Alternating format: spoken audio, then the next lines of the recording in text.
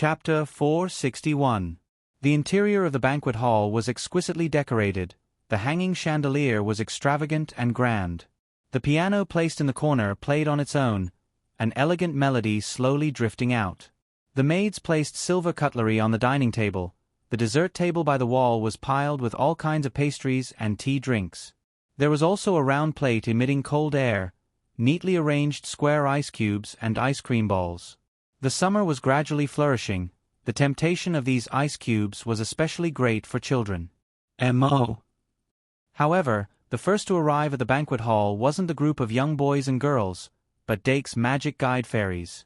Under the lead of the maids, the neatly dressed magic guide fairies were the first to arrive. Cho-Cho Sea Lion with a bow tie on its neck immediately jumped onto the dessert table, licking the entire plate of ice cubes. One of the maids hurriedly put a scarf on it to prevent the ice cream from staining its vest. Although the rest of the magic guide fairies were also envious, they didn't lose their composure. Among this group of magic guide fairies, the most conspicuous ones were undoubtedly the mighty lion beast and the tall young green-eyed dragon. Remember this in a second. https://m. Vipkanchu. VIP. The lion beast was dressed in a suit and leather shoes. Its originally fluffy mane had been groomed to be extremely smooth. It was almost the same as the lion beast men, who had a higher degree of animalization. However, it did not have the natural ferocity of the beast men. It gave people the feeling of being very honest and kind, making people want to get close to it. As for the young green-eyed dragon, it was the same as Cho-Cho Sea Lion. It only wore a bow tie and vest. It was also very cute. Due to the factor of its body size, not all magic guide fairies could wear a complete set of formal clothes. For example, the trash slime could only hide in the clothes of the shapeshifter. As for the shapeshifter itself, it had transformed into a small dake in the shape of a dake. It was currently quite active. As for the magic guide fairies that could walk upright like the Delu beast, Meow Meow, Horned Hawkman, and Big Milk Can, they were all dressed in full sets. They even wore shoes. As for those that couldn't walk upright like Ivan and Fairy Ivan, although they didn't have shoes, they still wore small skirts. For example, Kettle, Sword Scabbard, Dream Demon, Magic Guide Secretary and the like, they only had bow ties. However, the most suitable disguises were still the Vampire Miss and Phoenix Girl in human form, as well as the shapeshifter who transformed into Little Dake. The vampire's daughter was holding hands with the Phoenix Girl whom she had just met, like a pair of little sisters. Both of them were dressed in luxurious Lolita-style dresses. One was as pink as the sunset while the other was as red as fire. They were so adorable that it was against the rules. On the other hand, the polymorph was wearing Dake's old clothes, but it was happier than wearing new clothes. Dake expanded Paradise into the banquet hall, so the 10 magic guide fairies recorded in Paradise didn't have to worry about mana consumption. As for the other 7 magic guide fairies, apart from the single Scabbard, they all needed his support.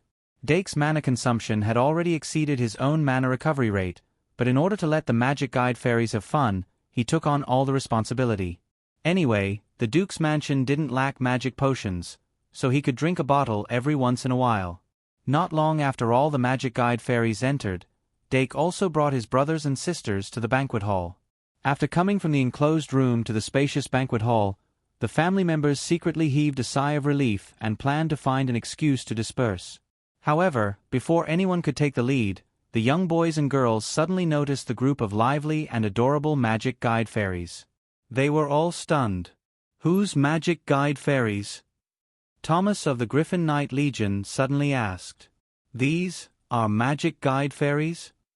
Kyle of the Sacred Church's Mystic Arts Academy couldn't help but feel puzzled. Thomas couldn't help but feel suspicious. "No way, you've studied magic guide fairies for a year, and you can't even recognize them? But magic guide fairies, how can they be like this?" Kyle's eyebrows twitched. Dake listened to the conversation between the two and asked with a smile, "Why, is there anything strange about my magic guide fairies?" Kyle heard his voice and subconsciously trembled. His chubby face trembled as he said in shock, No, there's nothing strange about them, not at all." "You don't have to be like this," Dake said gently. "If there's anything strange about them, you can tell me, and we can talk about it." Kyle shook his head even harder. There's nothing strange about them at all. You can't be like this. Dake couldn't help but feel regretful. If there's a problem, you should bravely point it out. Kyle, I'm very disappointed in you. After saying that, he didn't look at the red-faced Kyle anymore and walked towards his magic guide fairies.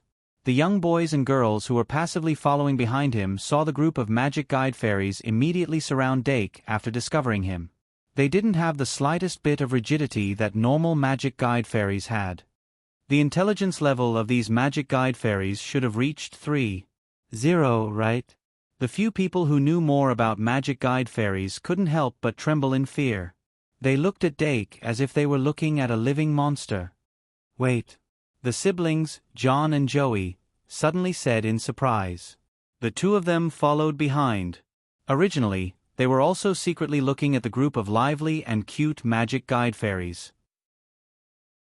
Joey was thinking about whether he could also have such a cute little thing in the future. John, on the other hand, was staring at the young green-eyed dragon in envy. But immediately after, a magic guide fairy suddenly turned around and gave them a fright. The siblings pointed at the polymorph almost at the same time. Isn't that Dake? The polymorph couldn't help but tilt its head and call out cutely, "Busy?" The whole place was silent. Children and adults usually couldn't relate to each other's joys and sorrows. As evening came, the adults were also chatting and laughing as they entered the banquet hall. Because it was a family banquet, there weren't any special rules. They already knew about the changes that Dake had made in the Shang-Malian Academy, so they weren't too surprised by the presence of the magic guide fairies. After taking their seats, they began to chat about their own topics. And the children also gathered at 2 tables after that. Even Dake's magic guide fairies gathered at 2 tables. As for Dake himself, he was called to Yvette's side. This really made the group of children heave a sigh of relief, and the pressure was greatly reduced. There weren't many people at the main table.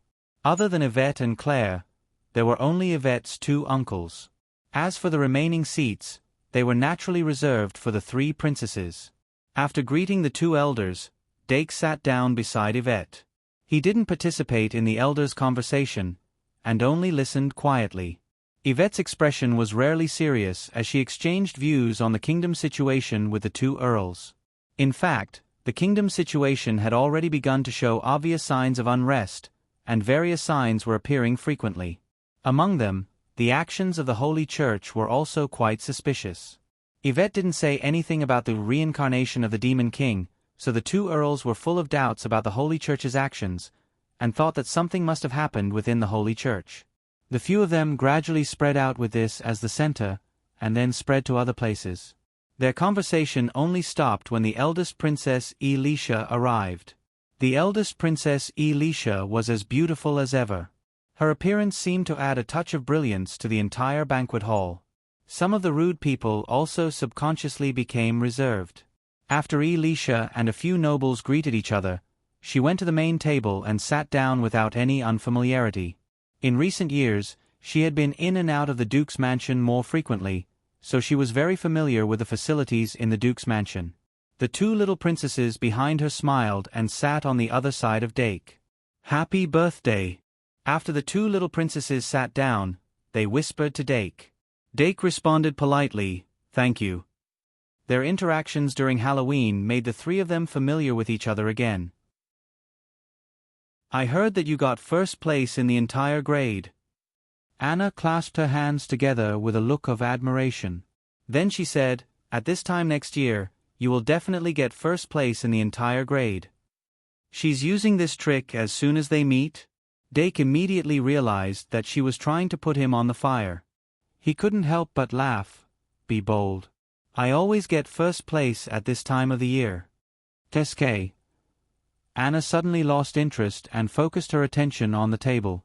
And Chi walked past her and secretly pinched Dake's waist. Then she quickly withdrew her hand. Obviously, she wanted to shift the blame to Anna. Dake ignored her. Angie sneakily reached out her hand again, but was slapped down by Dark in an instant with a "pa" sound. She immediately pursed her lips and touched the back of her hand, pretending to be angry. Dake still ignored her. The two little princesses kept making small movements, but they didn't arouse Dake's emotions. He dealt with them casually, but he was thinking about when Anna and Luo-si would arrive. Compared to these two mischievous girls, Anna and Luo-si really made him worry less. Indeed, everything was afraid of comparison. With this comparison, Anna and Luo-si were better. Speak of the devil. The Gretabile family of 3 appeared at the entrance of the banquet hall under the guidance of a maid. Viscount Greetable's aura was so strong that he attracted everyone's attention as soon as he entered the hall. It was only now that many people realized that Yvette had invited Viscount Greatbear as well. These people couldn't help but whisper and speculate about why Viscount Gretabile was attending the banquet. So much so that Camilla and Anna, who were beside Viscount Gretabile, were ignored. Anna was held tightly by Viscount Camilla's wife. She was like a bird whose wings were tied up. She looked listless. It was only when she saw Dake that her eyes lit up and she regained her vitality. She then hurriedly pulled Viscount Camilla to the main table. It just so happened that the family of 3 also wanted to greet the host, so they followed her and walked over. "Hey, Dake, long time no see." When Viscount Gretabile and his wife were greeting Yvette and the princess, Anna popped her head out from behind her father's back and whispered to Dake. Although Dake wanted to say that they were still together yesterday, he only nodded at this moment. Anna wanted to say more, but she was pulled away by Viscount Gretabile and his wife. They found an empty table and sat down, appearing to be very low-key. Not long after, Flottie's family of 4 arrived. The people in the banquet hall glanced at them and were surprised that Yvette had invited them. Flottie's family of 4 also went to the main table to greet them and tried to find an empty table to sit down. When Anna saw Luo-si, she immediately took the initiative to invite them. The two families happened to be at the same table. After Luo-si sat down beside Anna, the tension in his heart finally eased a little. At this moment, everyone had finally arrived. Yvette whispered to the people at the same table and brought Dake to the stage. She smiled and said, "Thank you very much for taking time out of your busy schedules to attend Dake's birthday banquet. Everyone has already received the birthday gifts that you have prepared. I'm sure that after Dake opens them tonight, he will receive many surprises. Without further ado, please enjoy the delicious food and wine." Thus, the banquet began. Viscount Greatbell and Viscount Flottie didn't have much interaction before tonight. Although both of them were viscounts, one of them was a person with real power in the military, while the other was just a person with a title but idling at home. The difference in status was huge.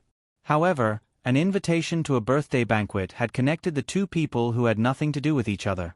After a simple self-introduction, the two viscounts understood the reason why they were invited as if they had a tacit understanding of each other. The familiarity and intimacy between Anna and Luo-si allowed them to vaguely understand the relationship between the children of the 3 families.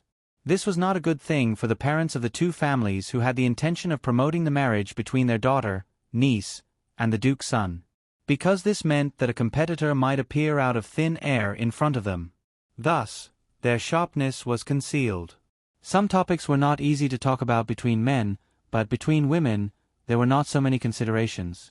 Viscount Flottie was cautious, while Viscount Gretabile was generous on the surface but ambitious on the inside. The 2 viscounts' wives feigned civility. Although there was no blood spilled, it was a cruel battle. In the end, Viscountess Flottie, who lacked confidence, was the one to fall short. Everything about her was thoroughly probed. However, Viscount Gretabile was a clever person and did not expose her on the spot. Viscount Flottie's cheeks were slightly red. She had completely lost her imposing manner. Anna and Luo-si did not notice the mutual probing between their parents. The 2 girls whispered in each other's ears, thinking about how to invite Dake to dance with them later without being disturbed by the 2 little princesses. Anna, in particular, was very concerned about the existence of the 3rd princess, Anchi. Last year during Halloween, it was this 3rd princess who disrupted her plans. This time, she wanted to be first and win back a little.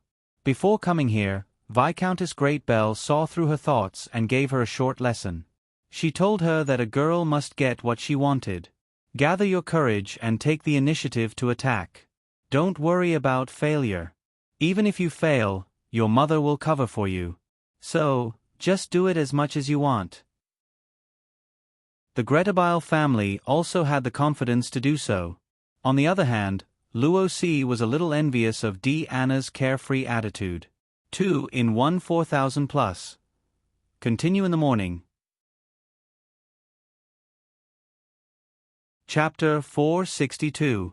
Compared to the purity of Anna's family, Luo Si's family couldn't avoid the pursuit of benefits.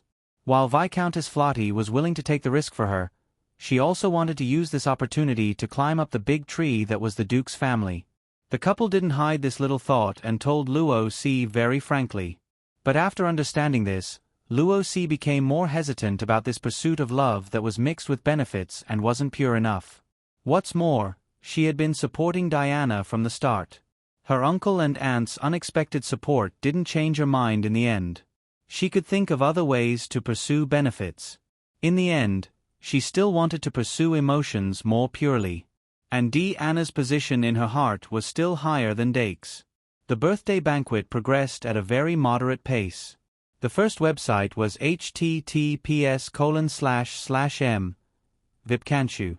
VIP. The beautiful and cute maids shuttled back and forth in the dining hall, bringing new dishes and taking away the empty plates from time to time. The atmosphere gradually heated up. Without Dake around, the children of the family felt a lot more relaxed. Following that, their appetites were greatly stimulated, and they couldn't control their curiosity. They began to look for topics to talk about from the only 2 guests invited by the 2 dukes' families. Compared to the adults who would instinctively pay attention to the family's power, the children would pay more attention to their peers. I know one of those 2 girls. Kyle covered his mouth with his chubby hand and said softly. The twins at the same table looked at each other. As the older brother, John said disdainfully, who wouldn't know the only pearl of the Great Bear family? Kyle was stunned. The only pearl of the Great Bear family? Who? John. Kyle was puzzled. I'm talking about the one from the Flotty family. No. John's eyes widened. I'm saying, you really don't know Anna? Kyle scratched his head and was even more puzzled. What's wrong? Why should I know her? John's expression froze. He was completely speechless. The other person at the same table, Thomas, couldn't help but laugh, and then said, Don't say any more, I happen to know those 2 people, they are Dake's classmates. Isn't it normal to invite classmates to a birthday party? Chown disagreed. But if I remember correctly, Dolan's boy also entered school last year, but he wasn't invited. There must be something going on between these 2 girls and Dake. Joey agreed, Big Brother is right, there must be something fishy going on. Tell me, if we dig it out, can we use it as leverage, and then… Hiss! Kyle exclaimed. I don't know anything. SK. Joey looked at him unhappily. Kyle, can you not be so scared? Dake isn't a real demon. He doesn't eat humans. Kyle muttered, You weren't like this when Dake was here. Joey pouted. So when he's not here, I can't say anything. Then she whispered, By the way, do you know how Dake got back together with the 2 princesses? I remember that they had a lot of trouble back then. John pretended to be deep in thought. Sister, you have to know that time can dilute a lot of things. Joey questioned, But those are the 2 princesses. Listening to the twins act, Thomas couldn't help but say, do you really not read the newspapers? Dake and Princess and Chi's story was on the front page of the Great Sage Daily. I still remember the name of the report. Joey was intrigued. Really? Thomas said, How can it be fake? Then he straightened his expression and imitated perfectly. Shocking.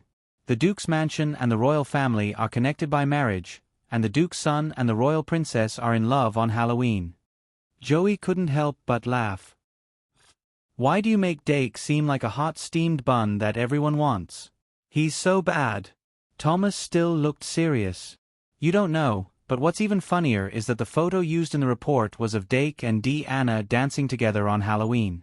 The reporter made a mistake and insisted that Anna was Princess and Chi.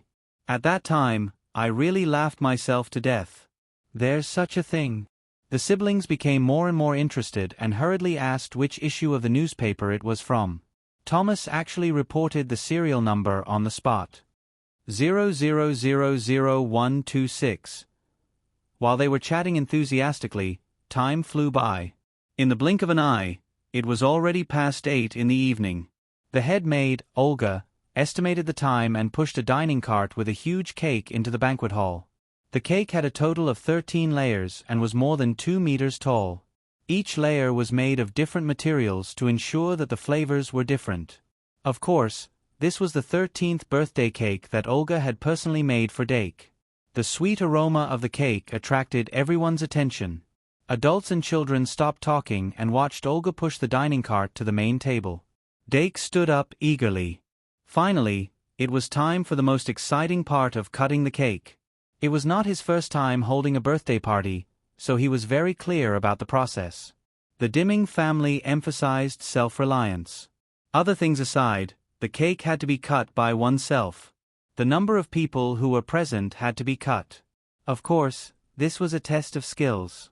For example, there were more than 40 people present today, so he had to cut more than 40 pieces. He could only stop after everyone had received a piece of cake. In general, this was a kind of ritual. He had to be careful not to let the cake fall because it was too tall. Dake had failed at this part every year. Today, it was the battle of revenge. "Do you need help, young master?" After Olga stopped the dining cart, she came behind Dake and bowed slightly. She was close to his soul and whispered in his ear, "No need." Dake hurriedly took a step forward and pulled out a long and narrow knife from the bottom of the dining cart. Olga always came close without warning, which troubled him. Seeing him like this, Olga showed a slightly depressed expression. In the past, she was the one who carried Dake up and cut the cake, but this year, she could not do it. Young master has grown up after all. The sound of the piano changed slightly. The adults stood up from their seats with wine glasses in their hands and gathered around Dake. Although the children were unwilling, they had to stand up. They could not let Dake cut the cake and deliver it to them personally. After taking a few curious glances, the group of magic elves also came to Doc's side under the reminder of the maidservant. Dake smiled and pulled out the flight spell from his card pack. He silently chanted the summoning and floated in the air. The cake had 13 layers and was more than 2 meters tall. Including the height of the table, it was more than 3 meters. If he did not fly, how could he get it? When he reached a high enough altitude, he held the handle of the knife with both hands. Under the surprised gazes of the crowd, he first cut the topmost layer of the cake. Then, he cut the space between the layers and placed one of the cakes on the plate. Demon Mimi, the dream demon that flew to his side, rubbed against his face and used its killer skill, telekinesis, to move the first piece of cake to the bottom, to give it to the vampire's daughter. Doc turned a blind eye to its favoritism. He cut off the second piece of cake and placed it on the second plate that was moved up. In the end, this piece of cake quickly fell into the hands of the Delu beast. It was already very rare for magic elves to participate in a banquet. These magic elves were not only exquisitely dressed, they also knew how to eat and even snatch the cake at this time. After each of the magic elves received the cake, they would call out, "Happy birthday," and happily taste it. This was the first birthday banquet in their lives, and it was the birthday banquet of their favorite master. Now that they were the first to receive the birthday cake, they were naturally full of joy. After all the magic elves received the cake, it was the turn of the younger generation. Those who received the cake, no matter what kind of thoughts they had about Dake, had to say, "Happy birthday." Anna, Luo C, and the 3 princesses also gave him their blessings one after another. Dake cut the cake from the top layer and floated lower and lower in the air. When he was completely standing on the ground, most of the people already had the cake in their hands. Aunt Claire. After Dake passed this piece of cake to Claire, he cut another piece and passed it to Yvette. "Happy birthday, baby." Yvette couldn't help but lower her head and kiss him on the forehead before receiving the last piece of cake. Dake continued to cut another piece of cake and passed it to Sister Olga, who was standing behind him. Olga happily received the last piece of cake and ignored Yvette's glare. She gently said, "Young master, congratulations on growing up by another year. Thank you for accompanying me and tolerating me all this time, Dake said softly. Young master, let me help you cut your cake? Olga suggested. Dake nodded slightly and Olga took the knife from his hand. She slowly cut a piece of cake and passed it to him. The two looked at each other and smiled. When the crowd saw this heartwarming scene, they all felt warmth in their hearts. The banquet continued. After eating the cake, tonight's birthday banquet entered the free exchange segment. People greeted each other with wine glasses and chatted with each other. The Duke's banquet didn't have so much intrigue. Everyone knew each other and was careful not to get drunk. There was no excessive noise, only gentle exchanges, and it felt very comfortable. As the star of tonight's banquet, Dake walked to the open space after the piano changed again. People who wanted to dance also put down their cutlery and walked out of the crowd. The social dance segment was naturally not compulsory. Many couples invited each other, and it was full of a family atmosphere. Dake's original plan was to dance with Yvette and that would be enough. However, he didn't expect that the moment he stood up, the atmosphere quietly changed. The two little princesses were close to him and were already ready to take action. The third princess, Anchi, was full of confidence, but the second princess, Anna, who had been fooled by her, was still hesitant. At this time, she suddenly realized, if Anchi and Dake danced, who would she have to dance with to be able to enter the dance floor? If she couldn't enter the dance floor, how could she take revenge? This was obviously a fallacy. She glared at Anchi and stood up. On the other side, Anna, who had been low-key the whole time, also couldn't wait to leave her seat. Rose, on the other hand, tried her best to avoid her aunt's line of sight and only followed behind Diana. When they came back to their senses, in front of Dake, there were already 4 girls of the same generation. The two little princesses were delicate and had a luxurious temperament, and their golden hair shone brightly. Anna was gradually growing up. She was less childish and more girlish, and her silver hair was like the bright moon. Luo Si had been a beauty since she was young. Her light golden hair was luxurious, but at the same time, it had an untouchable ethereal feeling. Among the 4 of them, except for Luo Si, they all looked boldly at Dake, their eyes full of hints and warnings. This is the scene. Yvette, who was sitting with the eldest princess, looked at this scene with a smile on her face. She had been looking forward to this scene for a long time. A boy who could make outstanding women put down their reservations and take the initiative to fight for him was what her baby should be like. Although Anna and Anchi are a bit naughty, they are actually very smart and have a clear mind. I heard that Anna was born with divine strength and excellent physique. She must be a good seedling. Luo Si is a lovely child. She is also the main bloodline of the Flotti family. Her personality is very suitable for managing a family. Who should I choose? The first one to enter the door was obviously different from the second one. The Dimming family was a part of an ancient family. Although the people were more open-minded and brave to accept new things, some important traditional ideas would not change. Yvette looked at the 4 girls and couldn't make up her mind. Of course, she hoped that there would be more of these happy troubles.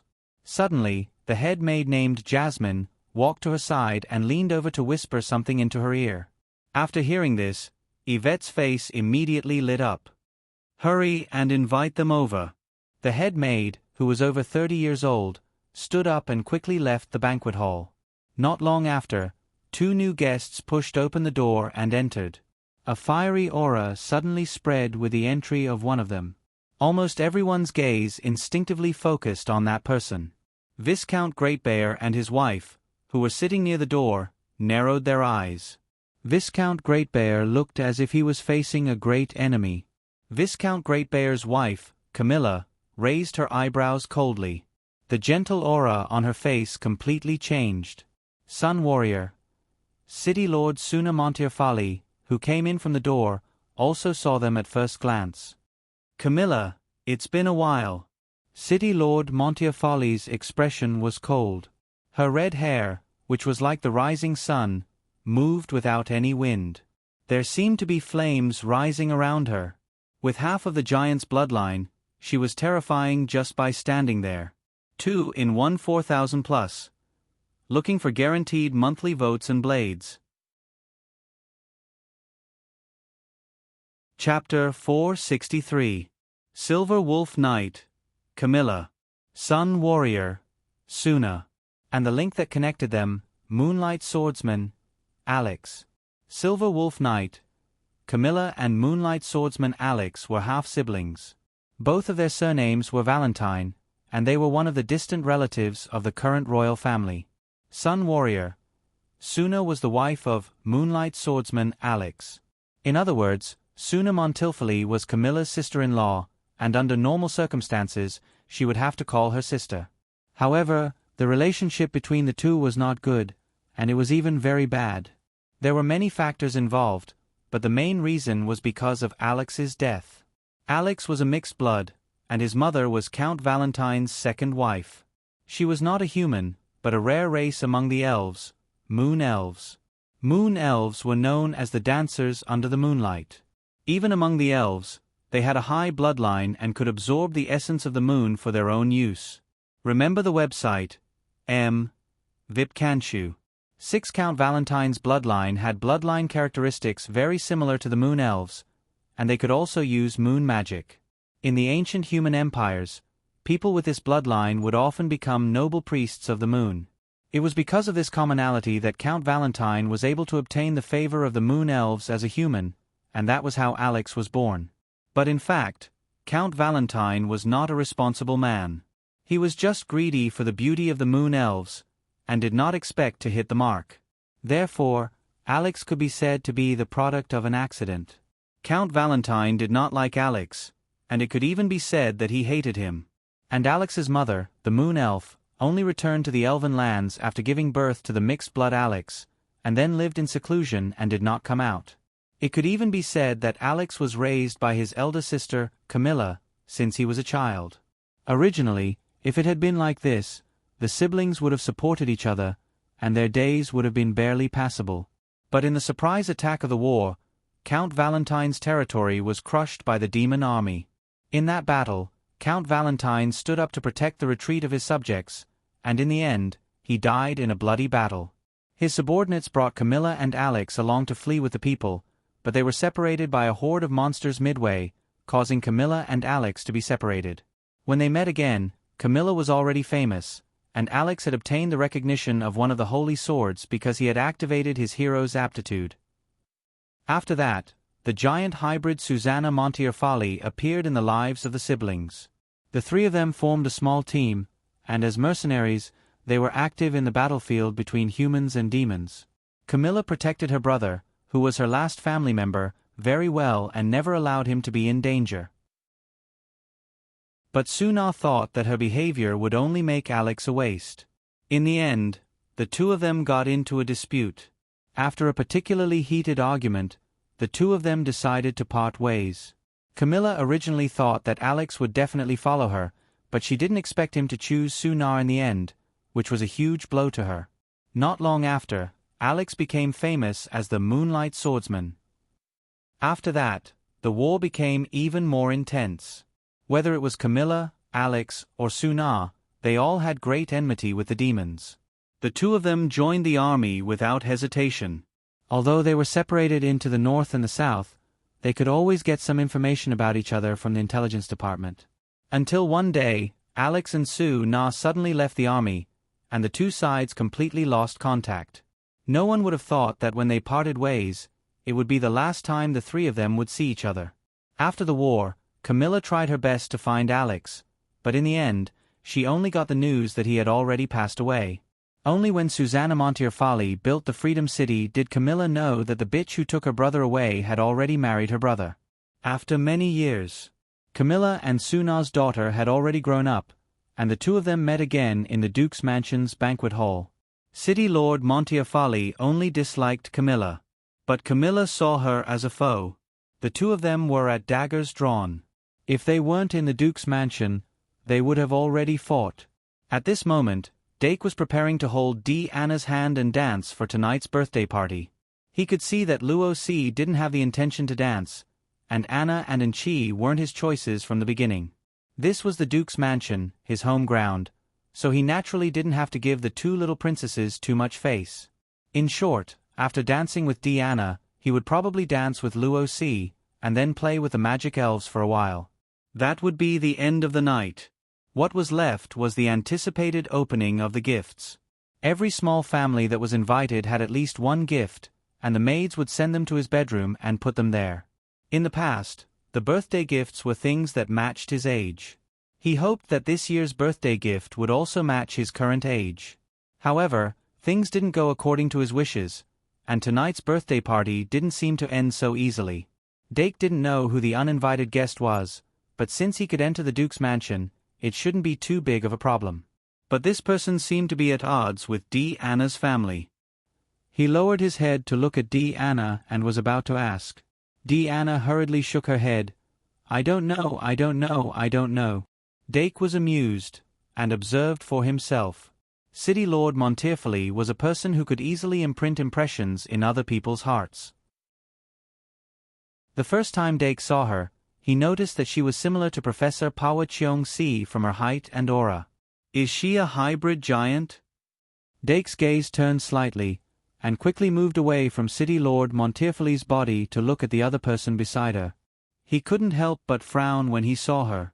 The person beside City Lord Montefiore was naturally her daughter, Aurora.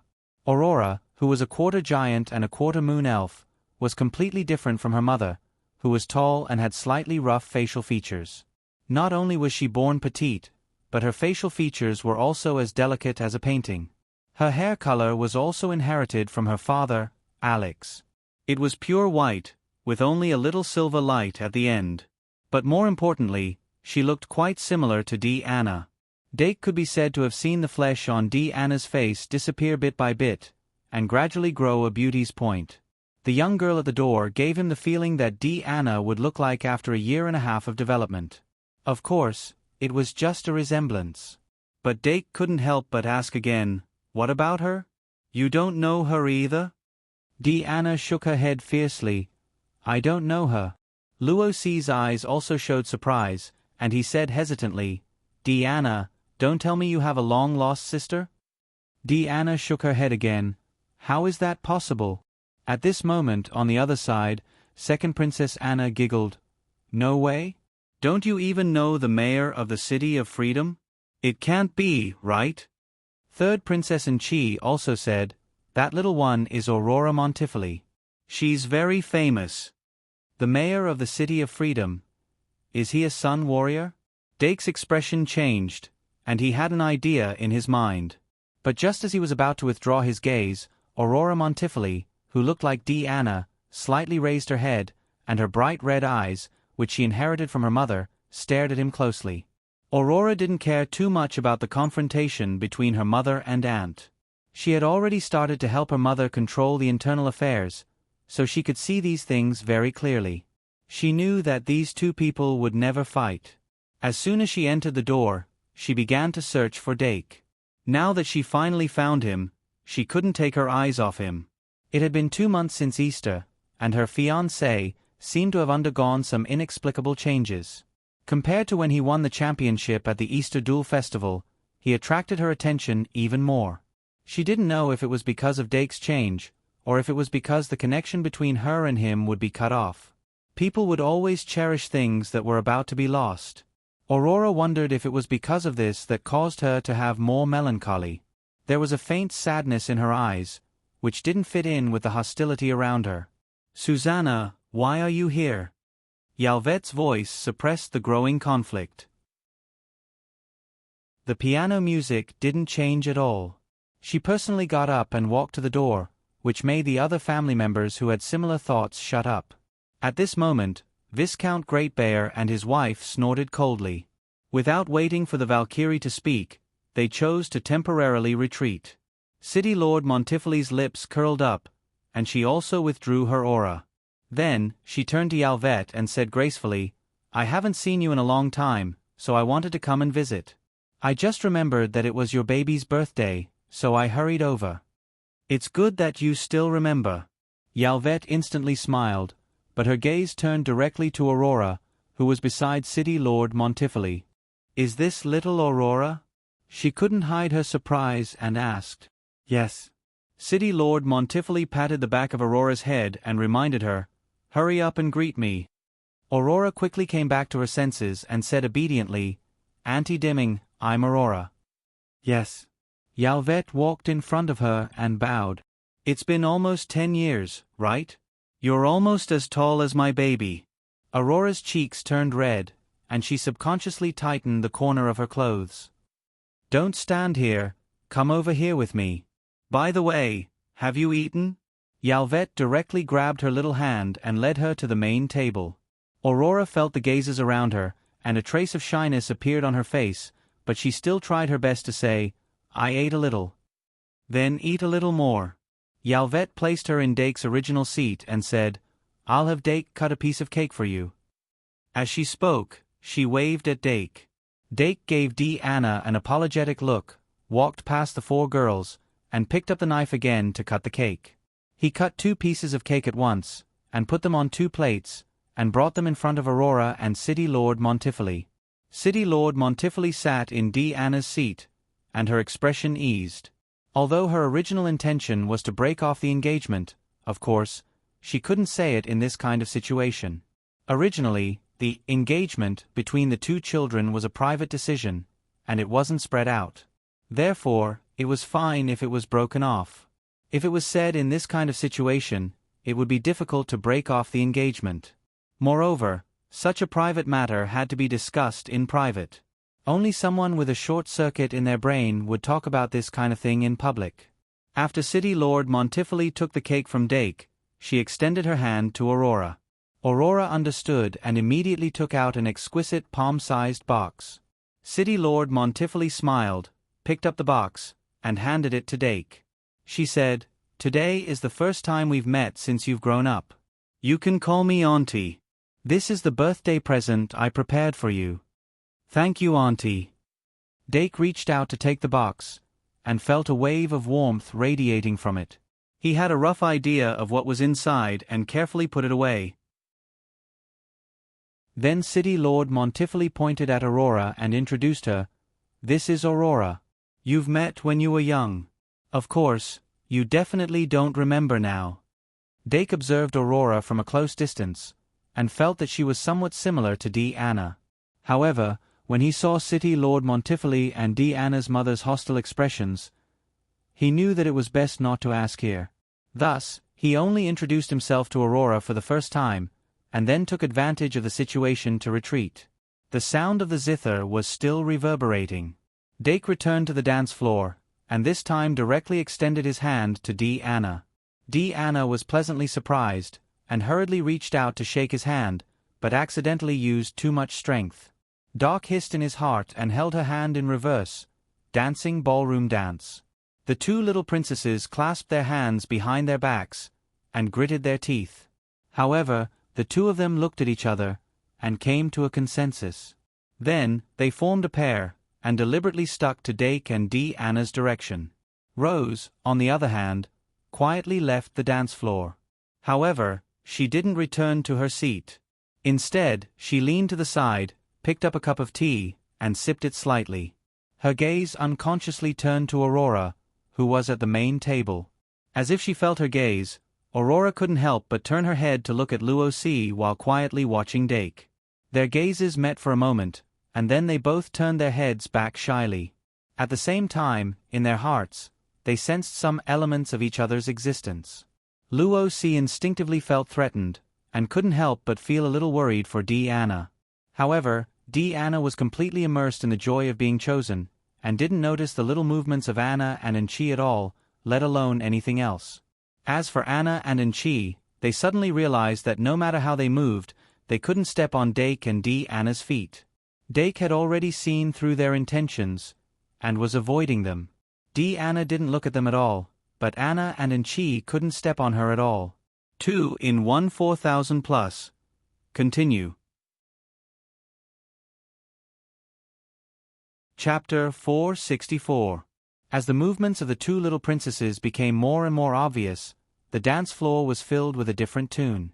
The couples dancing together on the dance floor looked at them as if they were naughty children playing around. They smiled knowingly and moved to the side. This was Dake's 13th birthday party, so the childish atmosphere made it even more interesting. When the song ended, Anna had already noticed the two little movements. However, since she wasn't stepped on, she just covered her mouth and laughed. Then, she happily ran to Luo-si and clapped her hands. When the two little princesses realized the difference in strength, they left the stage dejectedly. On the other hand, Dake invited Luo-si to enter the dance floor. Luo-si was shy, but she still accepted the invitation and danced with Dake for the second dance. The melodious melody was like a whirling skirt. Time flowed by like water. The close relationship between Dake Dimming and his two classmates was revealed through these two dances. Remember this. https://m. Vipkanshu. VIP. Although the relatives and friends of the Dimming family didn't have any bad intentions, they still remembered this relationship chart in their hearts. It wasn't rare for parents to form an alliance based on the close relationship between children. Therefore, they had a good impression of the Flotty family and the Great Bear family. After all, the current Dimming family was centered around Arvet. Everyone knew that this duchess couldn't refuse her son's request. Therefore, the relationship between the Dimming family, the Flotty family, and the Great Bear family had become a trend that couldn't be stopped. As the children of the family who enjoyed Arvet's influence, they just had to follow this trend. Arvet's existence could at least protect the family for 100 years. As long as the world didn't change greatly. When the second dance ended, Dake's magic elves rushed to the dance floor and danced around him. The atmosphere was very lively. Anna also pulled Luo-si into the dance floor. Laughter could be heard everywhere. The two little princesses looked indignant, but they also entered the circle and were overjoyed. At the main table, although Aurora also had the intention to move, she lowered her head when she thought of her goal. City Lord Muntefali and the first princess began to talk about the free cities. The first princess Elisha intended to incorporate the Freedom City into the territory of the kingdom. For the Freedom City, which was built in the territory of the demon race, this was both good and bad. The advantage was that the kingdom would send a garrison to help defend against the attacks of the magic beasts. The downside was that the political power in the Freedom Capital would be infiltrated. City Lord Muntefali did not support this. After all, the City of Freedom was the home of mixed bloods, which was incompatible with the government of purebloods. Moreover, there were many people who opposed this within the country. However, if the threat of the monsters continued to increase, she might have to make some compromises. The Freedom Capital built in the demon territory was like a nail nailed to a blank piece of paper, completely exposed to the eyes of those terrifying demons. It was a huge threat. Of course, City Lord Muntefali was not here to talk about official matters, so she only touched on the topic. Yvette was more concerned about the relationship between her and Camilla. So much time has passed. The enmity between you two should be resolved. How about I be the middleman? No need. Suna Montefiore turned her gaze away and threw a tantrum. Yvette said helplessly, "Speaking of which, is the enmity between you two that big? Haven't you thought about reconciling after so many years?" Suna raised her wine glass and took a sip. The bright red wine spilled out of the corner of her mouth and was licked back into her mouth. Memories swirled in her eyes. City Lord Suna Montefiore would never forget that dusk under the setting sun. Just like how Camilla did not expect Alex to choose Suna, Suna did not expect it either.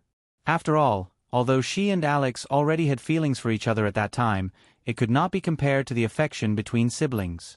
However, Alex did choose her. She could only think of it as a manifestation of Alex's determination to rise up. Later experiences also proved this. Alex clearly did not want to be hidden in the swaddling clothes by his sister. He had strength, talent, and the determination to take revenge against the demons. But after leaving Camilla, he was too impatient to show off. Later on, the Sun Warrior, Suna was not good at protecting people. She was a warrior who never looked back. She inherited the bloodline of the sun-chasing giant, which gave her the qualifications to charge at the forefront of the battlefield. Alex walked the path of agility. Once he encountered a predicament where he could not use his advantage in speed, he was very weak. Half a month after separating from Camilla, he was seriously injured because of his carelessness. That injury left a root of his illness. After that, the injuries accumulated over the years in order to resist the demons caused the root of his illness to germinate and grow. In the end, not long after the war ended, he died of his illness. His death could not be blamed on anyone. He did not regret his choice. Although his reputation was not as good as that of the Sun Warrior, Alex was still one of the famous heroes who fought for humanity on the battlefield. He left with a smile on his face. Suna's rejection of Camilla was partly because Camilla was overprotective of Alex, which caused Alex to be too impulsive due to his lack of combat experience. Because of this, he was seriously injured. But at the same time, she was full of guilt. Her rejection of Camilla was not necessarily due to her guilt for not being able to protect Alex. She could not let it go. Alex wanted to fight, so she let him fight, but in the end, he became like that. But nothing could be done both ways. Suna said to Yalvet, "Camilla probably always thought that I was the one who killed Alex, but that was the path Alex wanted to take. My relationship with her does not need to be mediated. Let it be." But then she turned to Aurora and said, "But, she is Aurora's aunt after all. She is the closest person to Aurora other than me. I don't want them to always be strangers." Yalvet nodded. "That is indeed a problem. Aurora, what do you think?" Aurora raised her head slightly, her bright eyes flickering. "I don't think Aunt Camilla is a bad person. As long as I take the initiative, she will accept me." Yalvet carefully observed Aurora's expression and could not help but feel moved. "This child is really good, really good." So she nodded and said, "When the banquet is over, I will treat them to tea." The banquet at the Duke's mansion was surprisingly comfortable. It did not have the tense atmosphere that Viscount Flotty and Viscount Flotty were worried about. The arrival of Mayor Montefiore and her daughter only caused a momentary surprise. The two of them interacted with Viscount Greatbell and Viscount Flotty and Viscount Flotty and Viscount Flotty and Viscount Flotty. Viscount Greatbell's wife made a big deal out of Anna's 5th place.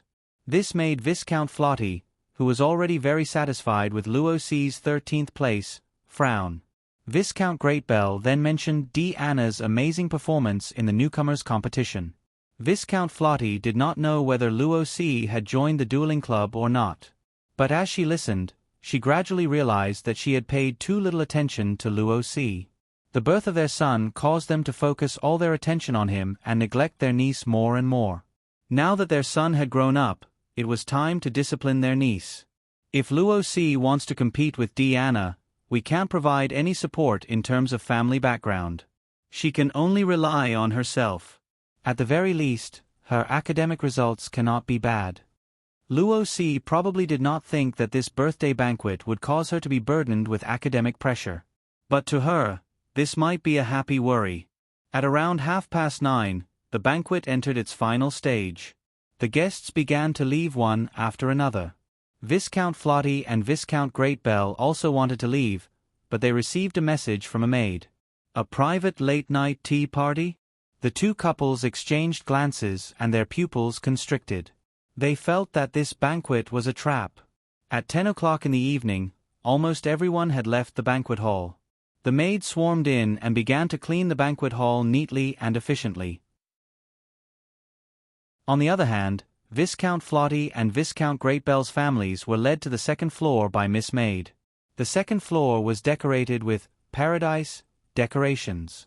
It was hard to imagine that this was how a duke's mansion should be decorated.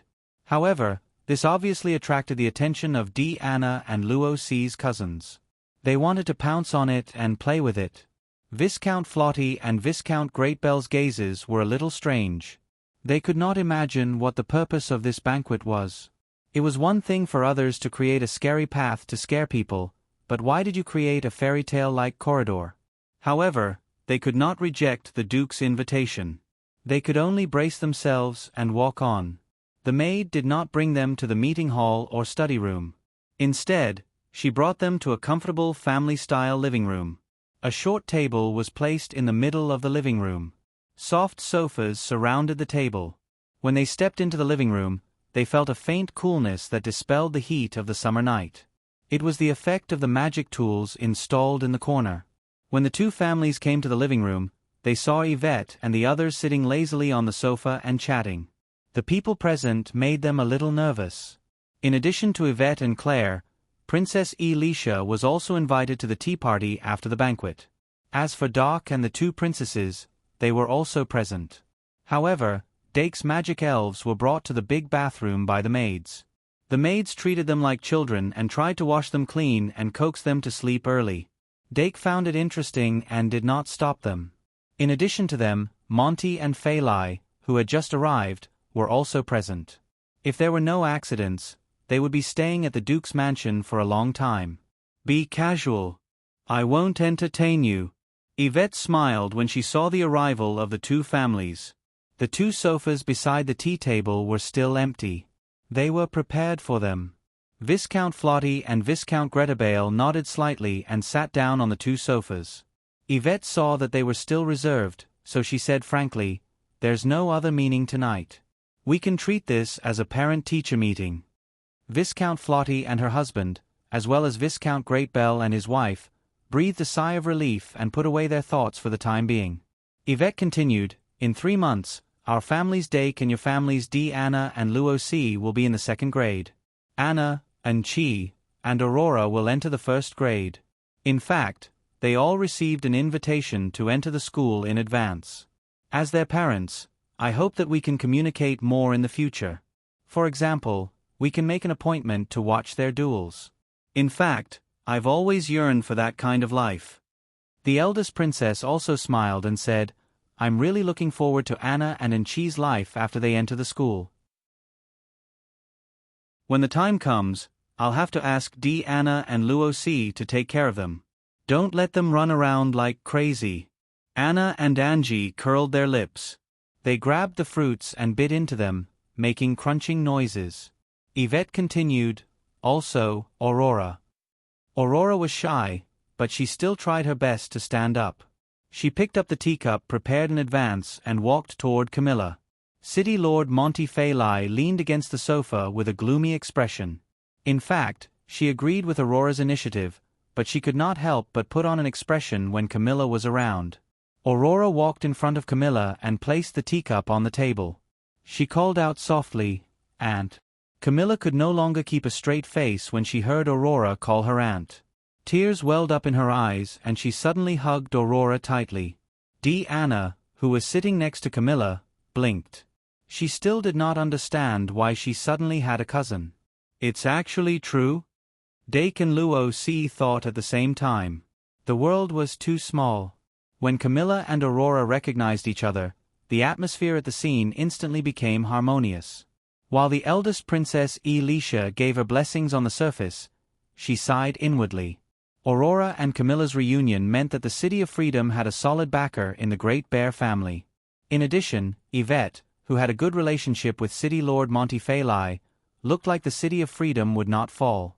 Perhaps she should also change her plan of incorporating the City of Freedom into the kingdom's territory to a friendly alliance. However, if the current circle could be formed, her faction would become more solid. In terms of overall strength, she would not be suppressed by her brother. When the time came, it would depend on who could benefit the people. This was a healthy competition that more people wanted to see. Of course, Aurora and Camilla's reunion did not mean that the relationship between City Lord Monty Phalai and Camilla was compromised. She was like a lion placed in a corner, watching as Aurora and Camilla became more and more intimate. Then, she picked up her own specialty lemon tea. Sour. 2 in 1 4,000 plus. I accidentally slept all the way till dawn, hee hee. Chapter 465. Dake fiddled with Galileo's meat pads as he watched the interaction between Aurora and Camilla with a smile. He wasn't familiar with the two of them, but that didn't stop him from feeling happy that the two of them were reunited.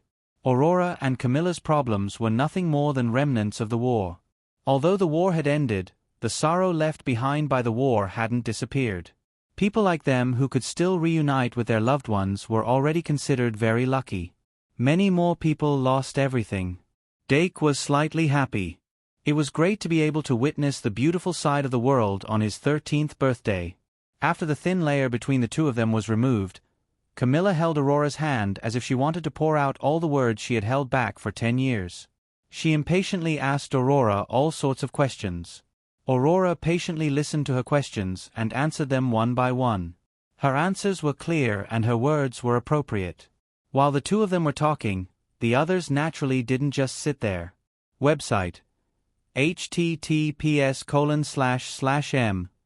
Vipcanshu VIP. They gradually began to treat tonight's late-night tea party as a meeting between the parents of the students, as Yvette had said.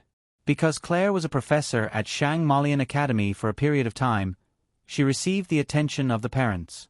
Viscount Greatbell would rudely ask her about Anna's performance in class. Viscountess Flotty would also ask a question or two from time to time. As for Arvette, she enthusiastically asked Anna and Luoc, wanting to know more about Dake's daily life from them.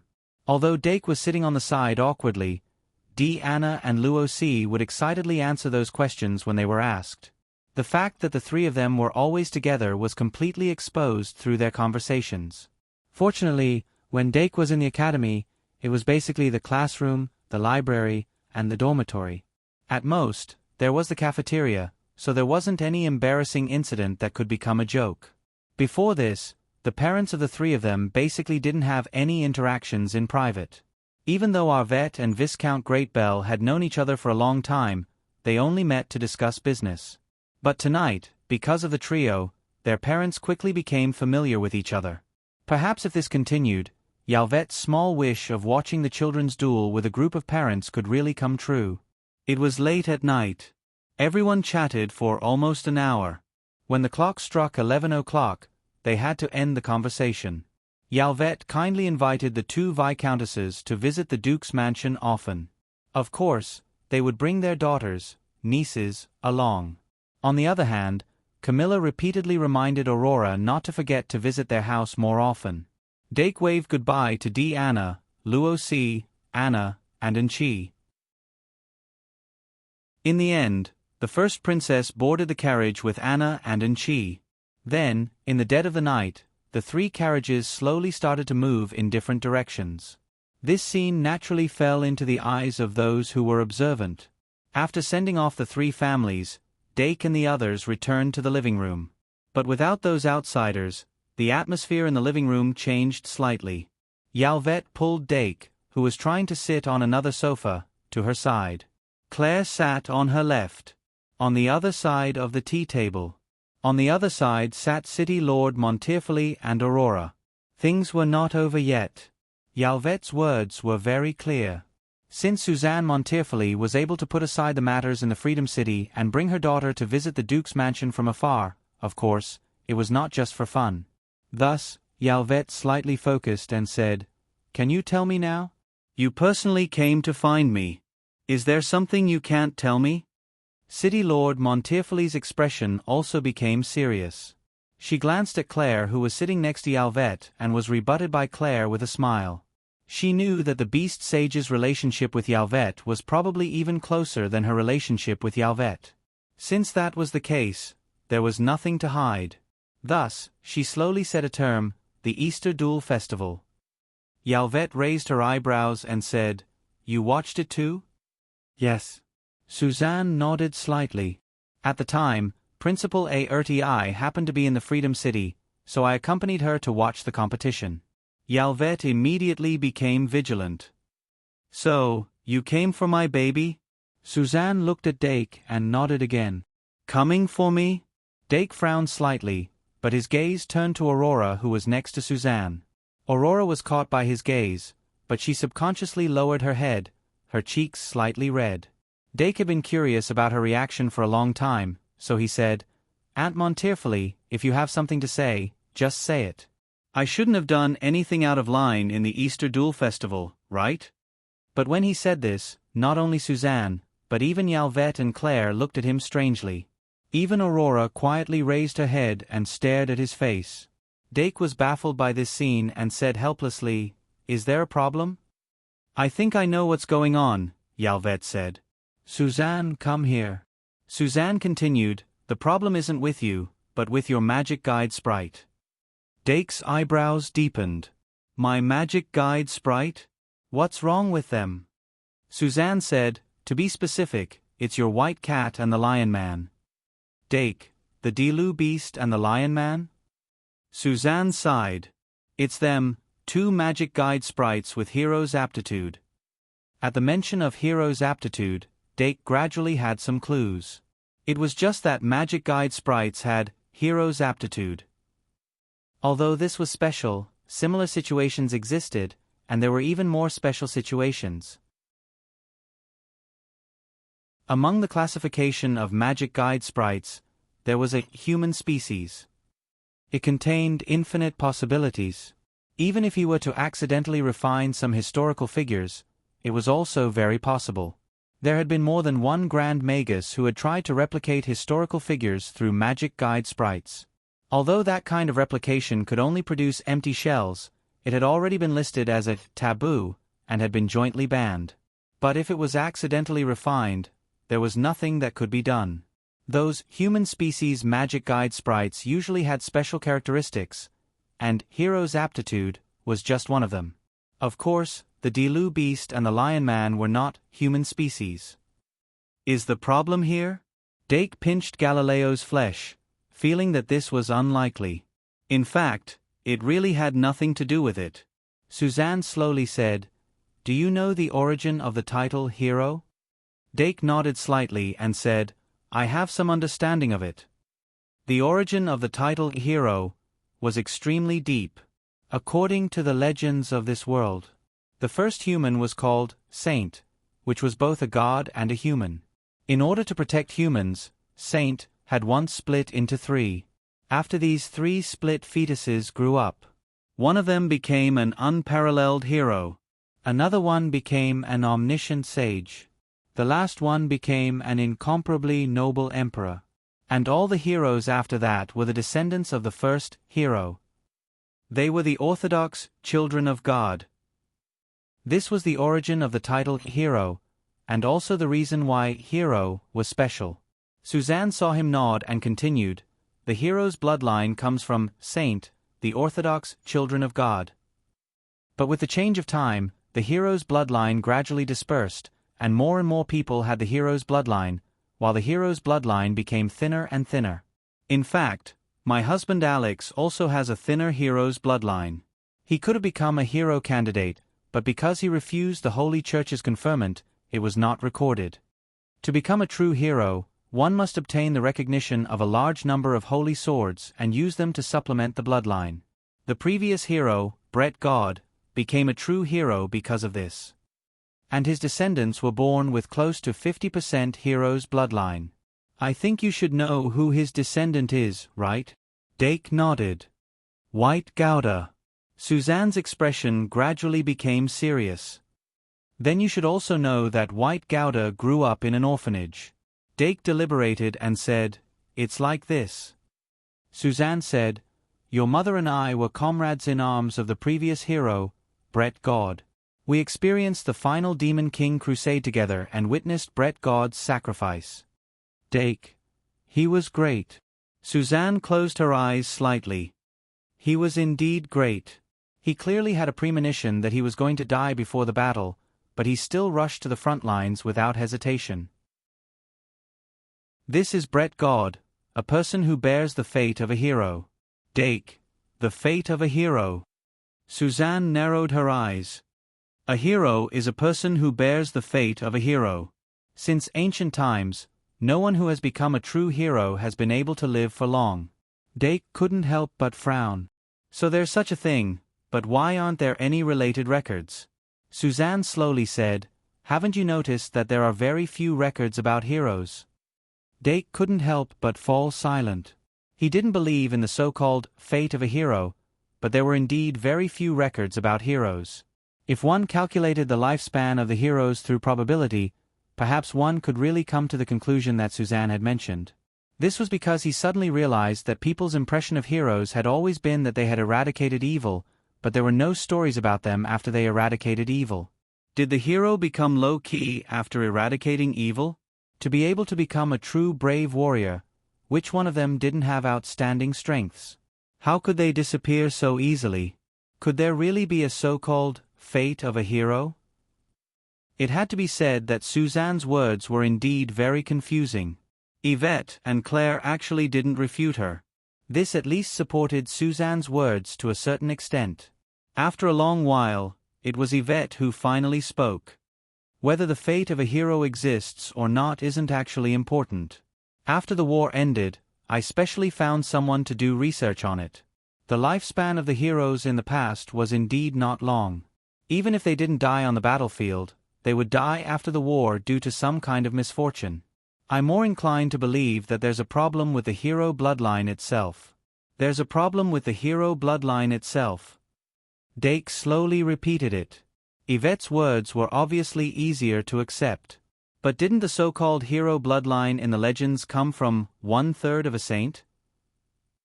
Or was it because the human body couldn't withstand 100% of the hero bloodline? It was difficult to find evidence for such conjectures. Dake could only temporarily believe that being a hero wasn't a good job. And now, he had more or less guessed what Suzanne wanted to say. And sure enough, Suzanne immediately said to him, "Of your 2 magic elves, the lion beast is fine, but the Diru beast has shown a rich hero aptitude that even surpasses the current hero's son. I've discussed it with Headmaster Aerti. The hero aptitude doesn't come from nowhere. If you continue to develop, it's very likely that you'll become a hero in another way. This is also what we're worried about." Yvette muttered, "In fact, even if the hero doesn't have the problem of dying early, the path to becoming a hero will be difficult and tortuous. This isn't what we want to see. Moreover, the appearance of a large number of hero candidates often means that a disaster is coming." Suzanne nodded and said, "This is precisely why I rushed over. Regarding the matter of Dake possibly becoming a true hero, we must treat it seriously." Aurora, who was beside her, couldn't help but be slightly surprised. "Didn't you come to break off the engagement?" However, City Lord Suzanne Montilferi didn't mention the word break off the engagement. She didn't even mention the word engagement. This made Aurora waver.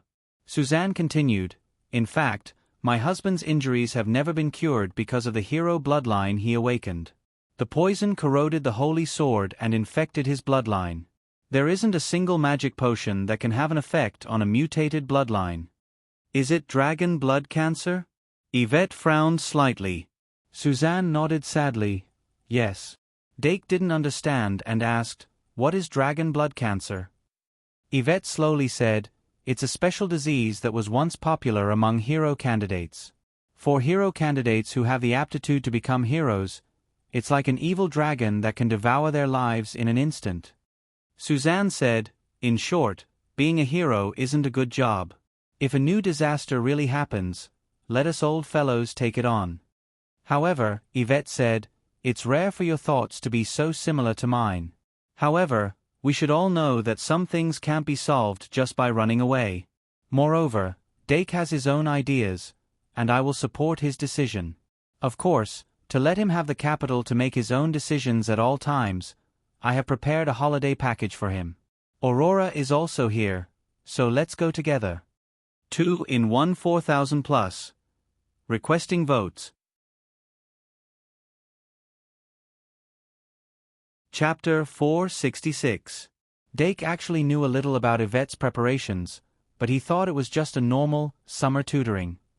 He didn't expect it to be because of the Dilu beast and the lion beast.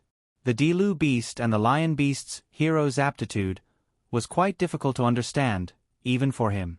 Especially after knowing that the hero's aptitude in this world was related to bloodline, it was even more so. Maybe the bloodline here is a metaphysical concept and not a physical inheritance. But if that's the case, how did the dragon blood cancer appear? Could it be that this disease is actually a curse? Dake thought for a while, then he saw Yvette turn around and ask, "So, baby, what do you think?" Dake subconsciously said, "Hero? Not even a cat." Yvette. Huh. Dake then said, "The basic attributes of a magic fairy are fixed. The Dilu beast's hero's aptitude is this much at the beginning and will be this much in the future, unless it's refined a second time. Aunt Montefali probably thinks that I, who refine the Dilu beast, have similar potential as the Dilu beast. But I don't think we need to worry about this. Suna asked curiously, what do you mean? Remember the website, Vipkanshu. Sixdake shrugged, I can't activate the true power of the holy sword.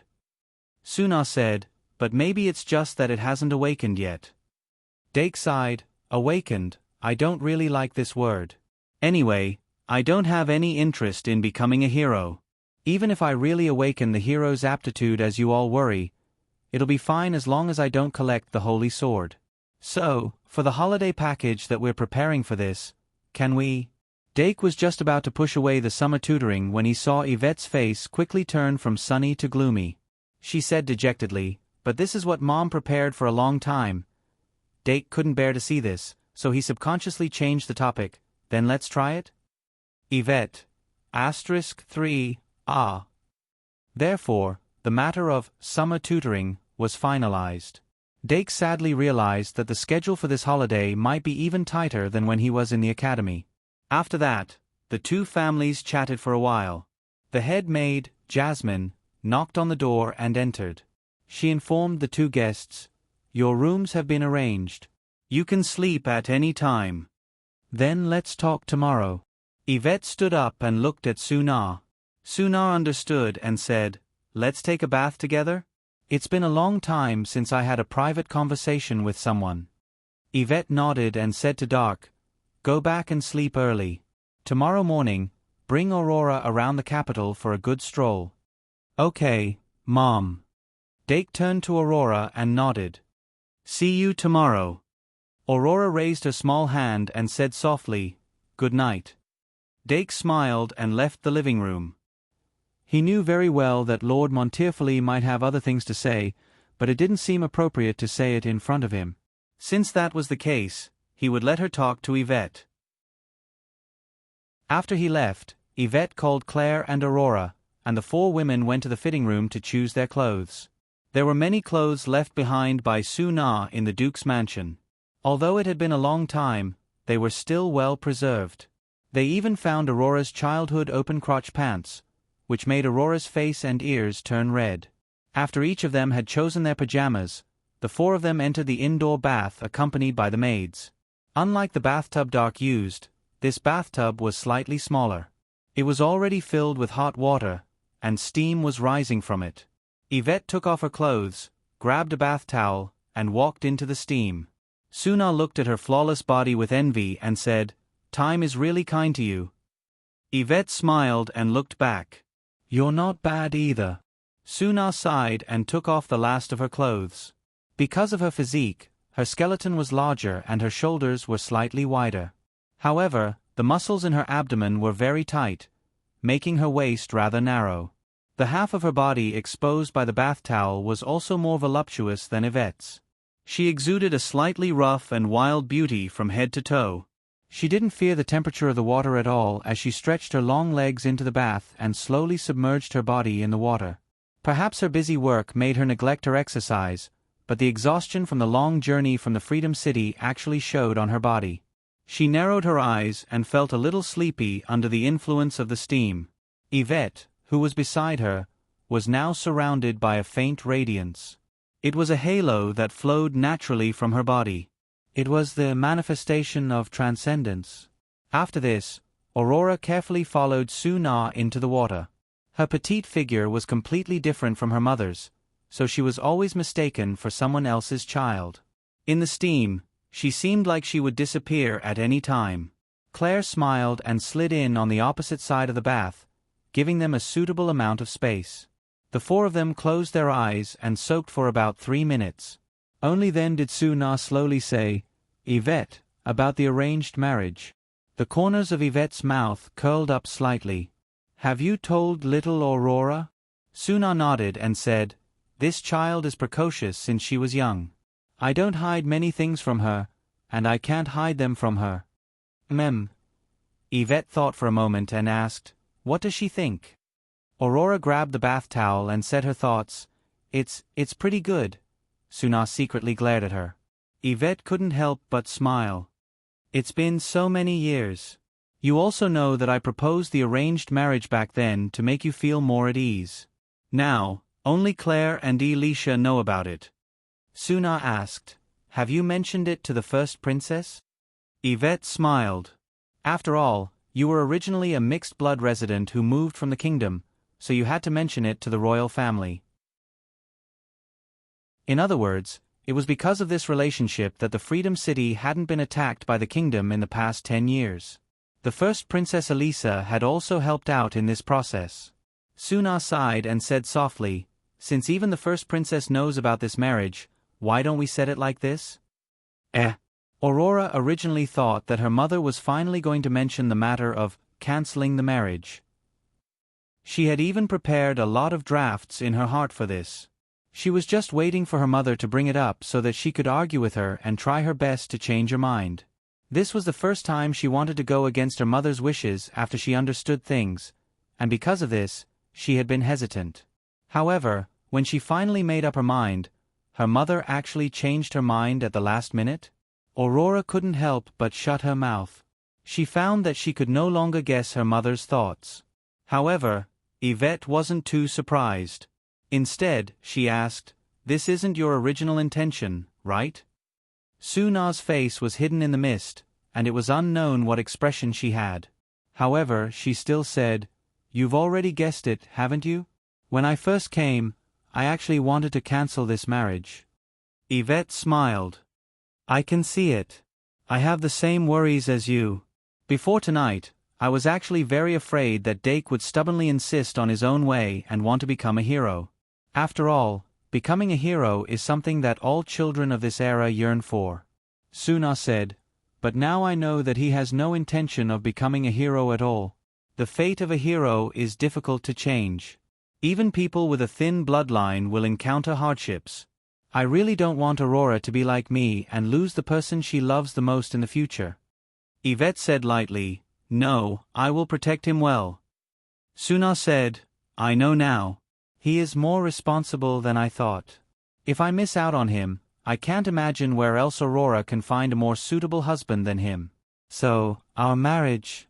That won't do, Yvette suddenly said. Suna was instantly stunned. Aurora, who originally thought that things were back on track, couldn't help but grip the bath towel tightly. Claire, who was soaking opposite her, looked at the little girl's startled expression like a hamster and couldn't help but cover her mouth and laugh. The development of the situation was getting more and more interesting. After Yvette rejected Suna's marriage proposal, she said methodically, as a mother, of course, I can't make a decision that goes against my son's wishes. You also saw how popular my baby is now.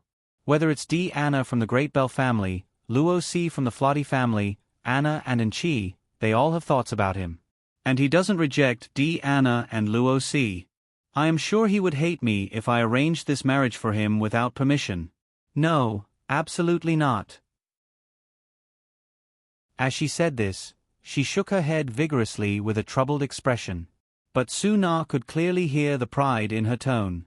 Although she felt that her daughter wouldn't be worse than those people, she couldn't say it now. That's right. Yvette said at this time, since little Aurora has already received the Shang Malian admission notice in advance, then let her stay with me. When school starts, she will go to the academy with Dake. Suna said helplessly, that's fine. I'm relieved to leave her with you. When she was in the Freedom City, she had too many things to worry about. Now that the situation has stabilized, I hope that she can have a childhood that her age should have. Yvette said, don't worry, there's Dake. Late at night. Dake didn't know that his fiancée was ruined. He carefully extracted today's great sins. Because pride's index was not enough, he had to choose greed today. After 6 days of extraction, the great sins stored in the insect tree were frowny face pride, 12. 5. Greed, 9. 5. This reserve was enough for him to cultivate a fruit of pride and a fruit of greed. But in order to accumulate enough to refine pride, he needed to continue storing pride. On the other hand, greed didn't have so many restrictions. After Dake completed today's extraction, He turned to look at the magic guide fairies who were pretending to be asleep on the bed. The maids had already moved enough beds in during the day. Unknowingly, I already have 17 magic guide fairies. I only need 3 more before I can start the first upgrade of Paradise. If Paradise enters version 2.0, the magic guide fairies will be more free. The magic guide fairies that haven't been recorded in Paradise won't have to be recalled back into the magic guide card at night. Magic guide fairies don't actually need to sleep. It shouldn't be a problem for them to stay up late to study if they're diligent, right? Dake calculated. Next, I'll have to hire tutors for them. The ideal situation is for them to complete all the basic lessons in these 3 months. Anyway, let's look at the present first. Speaking of the present, he couldn't help but get excited. This year's birthday present could be said to have ushered in a good start. The present from Mayor Sue Na Montearfali was very pleasantly surprised. He opened the intricate box again and took another look at it. He saw that there was an egg the size of a pigeon's egg inside. The color of the eggshell was slightly transparent, and there was a faint light from within.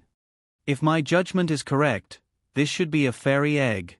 The fairies and fairies were 2 different things. The former was a subhuman, while the latter was a kind of elemental life form, and it was a higher-level elemental life form. Professor Shi Erfu was a fairy envoy who was favored by the wind fairy. Not only could he freely control the wind, but he could also turn himself into the wind. Of course, that wasn't something that could be done casually. But the foundation of everything was the wind fairy. If Dake could hatch the fairy egg in his hand, he might also be favored by the fairies and become a fairy envoy. Even if he couldn't, he could still raise it as a magical animal. He was going to restart the Magical Animal Society in the future, and he had to have 1 or 2 magical animals. Otherwise, it wouldn't live up to its name and wouldn't survive. This fairy egg came at the right time. Unfortunately, fairies and fairies are the most compatible. Usually, only fairies can become fairy envoys. It's a bit difficult for me. Dake couldn't hide his smile as he closed the box and placed the other birthday presents in front of him one by one. Let's start with Aunt Claire's birthday present. He first picked out the largest gift box. Claire's signature and blessing were clearly written on the label of the gift box. Grow up quickly. Claire Kate. Dake removed the label and carefully put it away before opening the gift box. I knew Aunt Claire wouldn't let me down. Dake looked at the present in the gift box, and his eyes curved into the shape of a moon. He saw that there were materials arranged in different categories in the gift box, and there was a page of instructions on the side. He pulled out the instruction manual, and there was indeed the method to upgrade Paradise, written in beautiful handwriting. It's not difficult to enter Paradise's information again, but it needs to be adjusted according to my own Paradise attribute. With these materials, I can try many times. 2 in 1 4000 plus. Chapter 467. The Elven Egg and the upgrade materials for Paradise were gifts that Dake hoped would be suitable for his age. While he was overjoyed, he immediately picked up a gift box with a cute bear head on the label. This box was obviously a gift from the Great Bell family. Perhaps the bear head on the label was drawn by D. Anna herself. Speaking of which, when are D. Anna and Luo C's birthdays? I have to give them something as a gift. Dake thought as he opened the gift box. Of course, it couldn't be a gift like a bear pillow. However, it didn't seem to be something that met his expectations. What is this? Looking at the 2 bottles of ointment in the box, Dake couldn't help but hesitate. The bottles that sealed the ointment were completely sealed metal bottles. Each bottle was only 2 fingers tall and the size of a coin. The name of the ointment was printed on the bottle cap, 100 Refinement Ointment. Remember, https://m, Vipkanshu. VIP, 100 Refinement Ointment. I have an impression of it, but I just can't remember. Doc furrowed his brows. Something that could leave an impression on him should be the famous property of the giant bear family. Since he couldn't remember, it was probably because he didn't know much about it. It's probably an ointment for body refinement or healing. Let's ask tomorrow. It was late at night, and he couldn't possibly disturb Yvette or Claire. Dake put the 2 bottles of 100 refinement ointment aside for the time being and opened the gift from the Flotty family. In the gift box with the Flotty family's emblem, there was a dark blue pearl. There was a label under the pearl, and its origin was clearly written on the label. Deep Sea Night Pearl. Sapphire Star. This thing is priceless. Why would the Flotty family think of giving me this gift? Dake couldn't help but hesitate. The Flotty family didn't have many people now, but they had a lot of inheritance. Their personal wealth had indeed reached the peak because of this. However, no matter how rich a person was, they wouldn't waste it casually. Giving such an expensive jewel as a gift would inevitably make people think that the Flotty family had something to ask for. However, in fact, this kind of ordinary jewel that only had an appearance was of limited use to Dake. Even if it was used to refine a magic fairy, it would still seem unsightly. You can't force it. Dake shook his head and placed the deep-sea luminous pearl aside. Next, this is a gift from the Thomas family. This is a gift from John and Joey's family. This is a gift from the Kyle family. Some of the gifts given by those families were rare and unique books, some were expensive calligraphy and paintings, some were gold and silver jewelry, and there was even a gift of a VIP pass. Dake moved everything to the other side, leaving only the VIP card and the VIP card. It was the only book that was written by an ancient bard himself, Travels Around the World. Although it was unknown whether or not he had personally experienced it, because this travel book recorded many dangerous places, and some places were even unheard of, it was an eye-opener, so it was widely circulated. Whether it was used as a leisure reading material or to broaden one's horizons, it was excellent. At least it was more useful than those gold and silver jewelry. Then, there was the VIP pass. That was a pass of the highest level. It allowed one to freely spend money in a high-class place jointly run by many nobles, Soul Captivation. Because Soul Captivation used a membership and invitation system, one had to have a pass to enter. One could buy most of the luxury goods and enjoy a lot of high-class services inside. It was an important place for nobles to enjoy themselves. Of course, since the pass was given to Dake, it was naturally a place that could be investigated. This person knows a lot. Doc took a closer look and saw that it was a gift from an unremarkable uncle. He was most likely one of the operators of Soul Captivation. Many of the luxury goods used by nobles had extra value. The things one could buy in Soul Captivation were comparable to some black markets. Anyway, I'll keep it for now. Soon, there was only the final highlight left. It was a birthday gift from the first princess and a birthday gift from Yvette. The best was always left for last.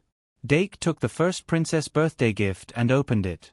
The label of the gift read Frowny Face Happy Birthday, Elisha. It was a very simple blessing. However, after opening the box, the radiance released from it was not simple at all. This is... No wonder it's so heavy. There was a piece of or the size of a football in the box.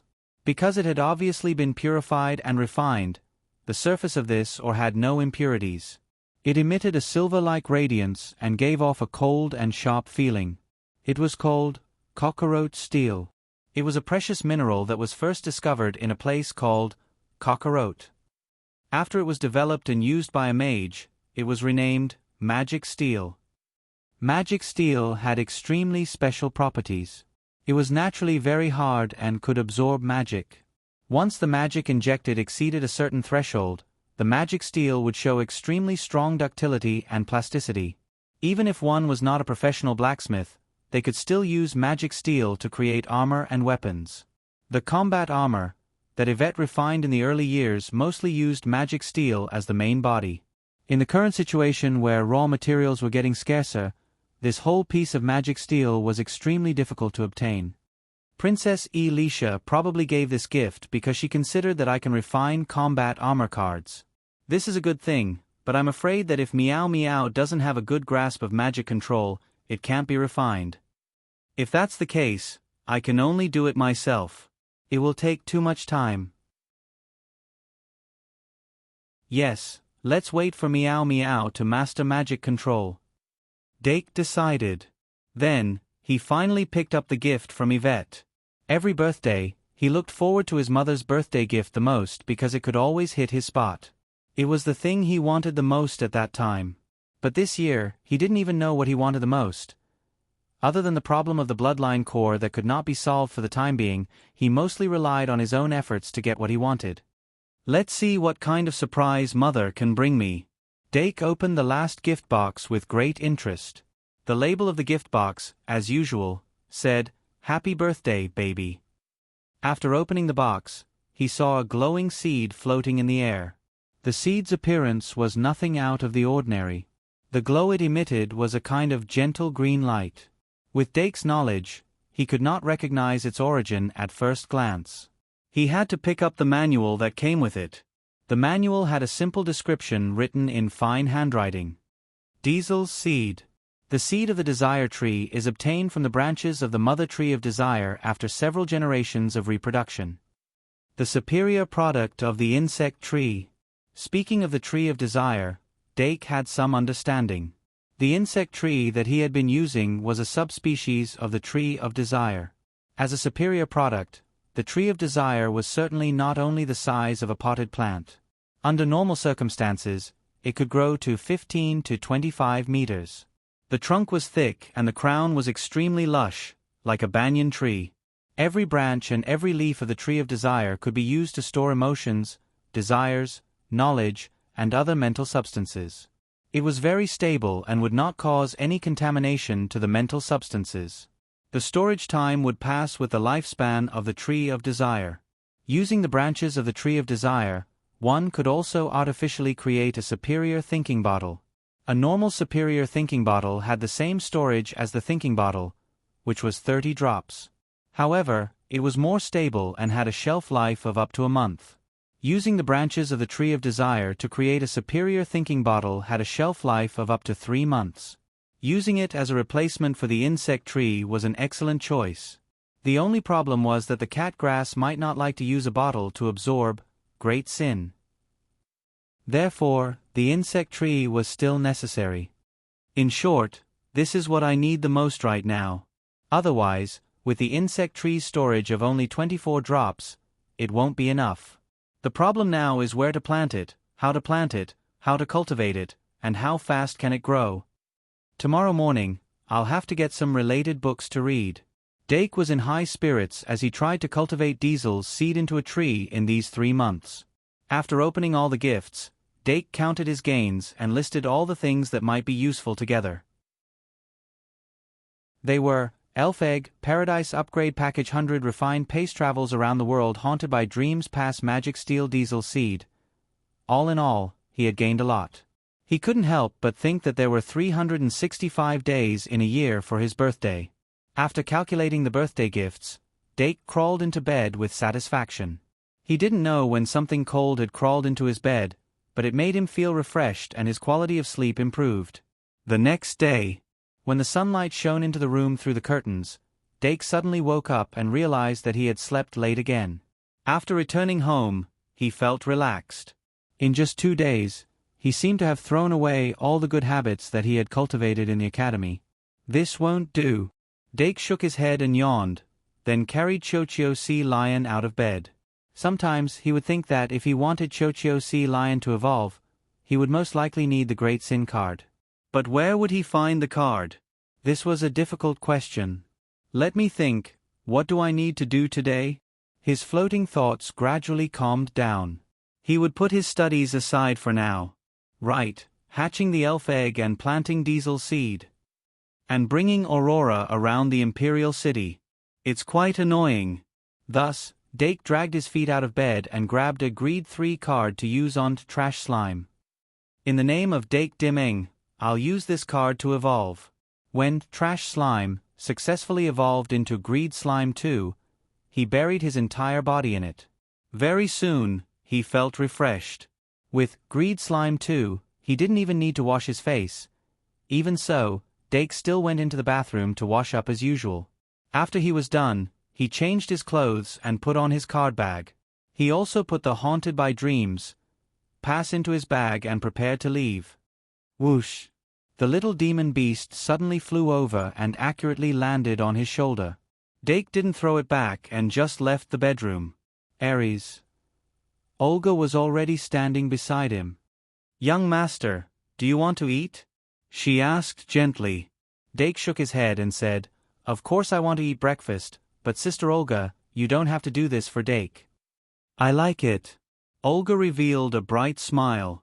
Dake couldn't stand it and changed the topic. "I'll leave my magic elves to the Sisters of the Aries." He had already summoned Magician Secretary before he left, so the summoning of the Watcher Alliance would be left to him. When he arrived at the dining room, Dake saw Claire leisurely sipping tea with a roll of newspaper beside her. "Good morning, Aunt Claire," Dake said sweetly. Claire smiled. "Good morning, Dake. Your mother went to work. You're mine today." Dake's expression stiffened and he laughed dryly. "I'm going to take Aurora out for a walk today." Claire raised her index finger and shook it. I mean you can find me if you need anything." After sitting down, Dake asked about his doubts from last night. Claire answered, "The incubation of an elven egg requires 2 things." Dake laid out a napkin and asked, "What are they?" Claire said, "One is a treasure of the corresponding attribute, preferably something like monster blood or plant juice, which can give the elves additional characteristics. The other?" Dake asked, "What's the other one?" Claire said, "It's fate." Dake was stunned. "What do you mean?" Claire said, "With enough energy for incubation, the elves already have consciousness. You need to induce them to incubate and make them want to come out. If they don't want to come out, then they really won't come out." "How capricious." Dake was a bit speechless. "But if it's the corresponding attribute, the elven egg that Mayor Montilfoli gave me should be of the fire attribute. I just happen to have. That's not of the fire attribute." Suna Montilfoli pushed open the door and entered under the guidance of a maid. Dake couldn't help but turn his head and see the somewhat shy Aurora beside her. Aurora gave him the feeling that she was Anna whose personality had been reversed. He first greeted her, then asked curiously, "So what attribute does that elven egg have?" Suna smiled and said, "That's a flaming sun elf." Saying this, she raised her finger, and a flame flickered on her fingertip. The flame gradually grew bigger and turned into a flaming sun elf in the shape of a small sun. This Mayor Montilfoli, who didn't have any elven bloodline, was actually an elven envoy. Before Dake could be surprised, as if stimulated by the flaming sun elf, 2 elves suddenly flew out of Aurora's hair. Of the 2 elves, one was very similar to Mayor Montilfoli's elf, but slightly smaller. The other was like a small crescent moon, emitting waves of coldness and coldness. A flaming sun elf and an ice moon elf. At this moment, even Claire looked surprised. "Suna, where did you get these rare goods?" "A temple." Suna sat down beside Claire. "Very lucky, it's under the Freedom City." "You were able to hide it for so long." Claire was speechless. Suna said, "I had no choice, I didn't dare to leak it. We found some clues when we were working on the city's underground pipeline, and then we dug all the way until we found a temple. The temple worships a sun god and a moon god, but it belongs to the beast god." Claire asked, "Is it big?" Suna looked smug. "Not small. In a few years, after we finish exploring the dangerous areas, we can consider opening it to the public. That might be able to turn the city's losses into profits." Claire asked, "Are we still losing money?" Suna restrained her expression and said helplessly, "What else?" Claire sighed. "It's really not easy." Suna shook her head. "People have to do something in life." Claire said, "That's true. It was better during the war, but now that the world is at peace, demons and ghosts have come out instead. Hybrids do need a place to stay." Suna nodded and said, "If you don't work hard, no one will work hard for you." They chatted for a while and then turned to Dake. The flaming sun elves were naturally better than ordinary fire elves. However, in contrast, it was even more difficult to find a treasure of the same attribute as it. Dake originally had a gem that sealed a drop of fire elemental demon blood, which he had obtained from an egg in the cafeteria at Easter. If it was just an ordinary fire elf, that gem would be just right. But since it was a flaming sun elf, the only thing he could think of was the fruit of arrogance. But now, he was accumulating arrogance like a little squirrel, and it was indeed not easy to use. But there seemed to be 3 stalks of the fruit of arrogance left. Dake estimated for a while and wondered if he could squeeze these 3 stalks into juice. But one of them is a stalk with a crazy factor, and there may only be 2 that can be used. It's a bit difficult. While he was thinking, Claire asked, "You seem to have some ideas." Dake nodded and said, "A little." Claire said, "Then I won't help?" "Dake," Claire said slowly, "it's not good to reap without sowing. You'll have to rely on yourself." Kitty sighed. Dake said, "Then what about the other 2 questions?" Claire continued, "The 100 refinement ointment of the Great Bear family is an extremely precious magic potion. Its main use is to eliminate accumulated injuries after high-intensity training and strengthen the body at the same time. Of course, it also has the effect of eliminating scars, but the effect is not very strong. I think you'll need it later." "Dake, skip it." "Then the last one is diesel seed," Claire said. "You already know the origin of diesel seed. It has very strict requirements for the environment where it is planted. It needs to be planted in a place with a lot of people, and it's best if it's a place full of desires and desires. Although I don't think it's suitable, the most suitable places to plant it are casinos and fireflies." Dake gradually frowned. "Is there a second choice?" Claire said, "If it's 1 level lower, it's the underground arena, the boxing ring, and so on." Dake couldn't help but ask, "What about a place to live?" Claire smiled.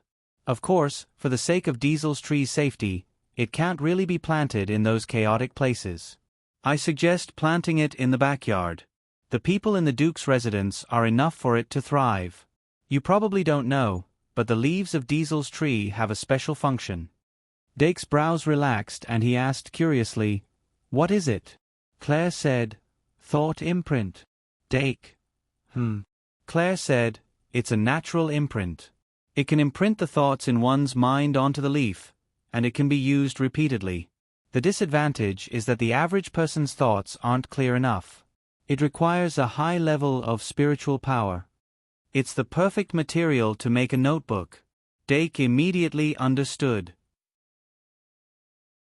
Diesel's tree was full of treasures. It just depended on how it was used. As for the method to grow Diesel's tree, Claire smiled. "I suggest you give it to someone else, like Olga. She'll definitely be able to handle it for you." As soon as she finished speaking, Olga, who was standing behind Dake, immediately patted her chest and said, "Young master, leave it to me." Dake didn't need to ask to know that the method to grow Diesel's tree would be extremely complicated and time-consuming. He could only leave it to the maids. Therefore, he didn't hesitate and said to Olga, "Sister Olga, I'll leave it to you." "No problem." Olga smiled. Claire looked at the deep affection between master and servant and couldn't help but raise her eyebrows. She said, "I know that your need for Diesel's tree isn't low, but if you want to grow it to the point where it can be used in 3 months, you'll need a special method. Yalvet will tell you when the time comes." Dake nodded and patted the little demon's belly. The little demon understood and immediately flew to the wall, grabbed a newspaper, and flew back. Dake habitually opened the morning paper and began to eat. Of course, his habit didn't conform to strict dining etiquette. But who cared? Even maid, Teacher Vingo couldn't control him, let alone now. Claire also had a casual temperament now. She also opened the newspaper and read it. On the other hand, City Lord Montearfali didn't receive any aristocratic education, so she naturally didn't care. Aurora, on the other hand, had been eating her breakfast obediently. She only listened quietly during the process. After the meal, Dake took the initiative to invite her out. The two agreed to go out at 8:30, and then returned to their respective bedrooms. After Dake and Olga went back together, he gave her Diesel's seed and told her to contact a trusted tutor as soon as possible. It would be best if she could interview a tutor before Yalvet's holiday tuition started. If the Duke's mansion wanted to hire a tutor, there would naturally be groups of people coming to interview. However, due to the special nature of students, it wasn't easy to find a suitable tutor. As Dake prepared to leave, he instructed, "Also, assign a supervisor to every magic elf. You know what I mean." Of course, Olga understood. So did the magic elves. Therefore, they all perked up their ears and started to make a fuss. Fairy Ibu even used a ribbon to tightly wrap around his arm, desperately acting like a spoiled child. Dake didn't move. 3 in 1 6,000 plus. Chapter 468. Since he was bringing a guest out to play, Dake naturally couldn't bring his family. He only brought the little demon beast, picked up the book, and left the bedroom. He also had a bottle of candy in his hand. Olga saw that he needed it, so she stayed up late last night to make it. It was sweet and slightly sour. After waiting for a while at the appointed place, Aurora came over with a fragrant wind. She wore a hollowed-out embroidered sun hat and a snow-white ruffled dress. She wore white silk gloves and a pair of cute short shoes. Her hands were clenched in front of her, and she looked nervous. Unlike Dake, who was used to interacting with the opposite sex, Aurora didn't interact much with strange men. She had just turned 12, and it was her first time going out alone with a boy, so she was a bit shy. However, she knew a lot about Dake, so he wasn't a stranger. "Then I'll introduce myself again. I'm Dake Dimeng, your future senior." When Aurora came closer, Dake reached out his hand. Website: https://m. Vipkanshu. VIP Aurora raised her hand and shook it, saying shyly, "Aurora Montia Folly." Dake smiled and let go. "Then let's go. Do you have anywhere you want to go?" He was just asking casually. After all, Aurora had never been to the capital since she grew up, so she shouldn't know much about the capital's territory. However, he never thought that when he asked, Aurora would take out a piece of paper from her little bag. There were a few places written on the paper, so she had come prepared. When Dake showed a surprised expression, Aurora just happened to sneak a glance. Her face instantly turned red, and she said meekly, just a few." As she spoke, she tilted the note slightly in an attempt to block Dark's view. Dake couldn't help but want to laugh, but he held it in. "It's okay. Come one by one. We have plenty of time." "Okay." Aurora nodded her head slightly. Dark was the first to walk out. Apart from knowing that she was Diana's cousin, Linley didn't know much about the little girl whom the Castellan had brought with him. However, judging from her demeanor, she should be a very obedient and sensible girl. This kind of girl was indeed likable. But in the end, that was all there was to it. As they approached the door, Dake slowed down and asked, "Where do you want to go first?" Aurora thought for a moment and said, "Blue Jade Street." "Blue Jade Street?" Dake repeated in his heart and said, "Let's go to Blue Jade Street first." Blue Jade Street was neither too far nor too close to the Duke's mansion. It would take about 15 minutes by carriage. He wasn't surprised that Aurora wanted to go to Blue Jade Street. After all, it was a famous Jade Street with many famous jewelry stores. Wasn't it normal for the daughter of a city lord to want to visit a jewelry store? However, after paying some attention, he realized that Aurora wasn't wearing any jewelry. Compared to the noble ladies in the capital, she was too simple. Dake thought casually, "Since we're going to Blue Jade Street, I'll buy her a gift in return." After all, she received such a precious flaming sun elf egg. The Duke's mansion's main door was already open. The two guards were standing straight and upright. A luxurious carriage with the Dimming family's emblem was parked at the entrance. Beside the carriage was a dragon tamer guard. The Duke's mansion had a few flying dragons in the mansion. They were private breeders, and the dragon tamer guard was responsible for taming the flying dragons. Not only did they know how to tame flying dragons, they weren't weak either. They could ride dragons and fight. When Dake went out, he usually had two guards. One was the coachman, and the other was his personal bodyguard. Because the horse pulling the carriage was a dragon wildebeest with a trace of dragon blood, the coachman would usually be a dragon tamer guard. As for the personal bodyguard, he would choose one of the 12 head maidservants. In the past, the one who accompanied him the most was the Aries Olga. However, Olga had many things to do today, so she gave the other head maidservants a chance. When Dake stepped out of the door with Aurora, a head maidservant wearing a standard maid uniform walked out from the other side of the carriage. That was the lion, Trina Dimming. Trina was 1.8 meters tall. Her short hair reached her ears, and her legs were extremely long. Her hair was brown, and her eyes were the same color. The corners of her eyes were slightly raised, revealing a trace of fierceness. As a maidservant, she carried a sword with her, and there was even a dagger hidden under her long skirt. Trina was in charge of the Lion Palace maidservants. Their job was combat, and the Scorpio Palace maidservants were in charge of assassination. Dake and Trina didn't interact much, but the number of times Trina went out with him was probably second only to Olga. After all, she specialized in combat, and her swordsmanship had been personally taught by Arvet. She was deeply trusted by Arvet. Dake didn't dislike her either. After all, she didn't talk much. "Greetings, young master." When Dake came closer, Trina immediately knelt on one knee and raised her head. "Get up," Dake said curiously. "Why didn't I see you 2 days ago?" Trina only revealed a very faint smile. "I just rushed back." "That's true. After all, you often go out." Dake nodded and turned to walk towards the carriage. He first boarded the carriage, then squatted down and reached out his hand. Aurora's cheeks were slightly red, but she still placed her hand in his palm. Then, she used her other hand to lift her skirt slightly and lifted her foot to step onto the carriage board. Dake exerted more force and pulled her up. The two then entered the carriage. There weren't many things inside. There were only small pieces of fruit and a few small forks on the small table in the middle. Dake guided Aurora to sit by the window while he sat opposite her. Then, he casually picked up a piece of fruit with a fork and put it into his mouth. He chewed carefully, and the juice was sweet. Trina then bent over and entered, asking, "Where are we going?" Dake said, "Blue Jade Street." Trina then turned to open the door and said to the Dragon Tamer Guard, "Blue Jade Street." "Okay," the Dragon Tamer Guard replied and waved the reins. The carriage began to move slowly.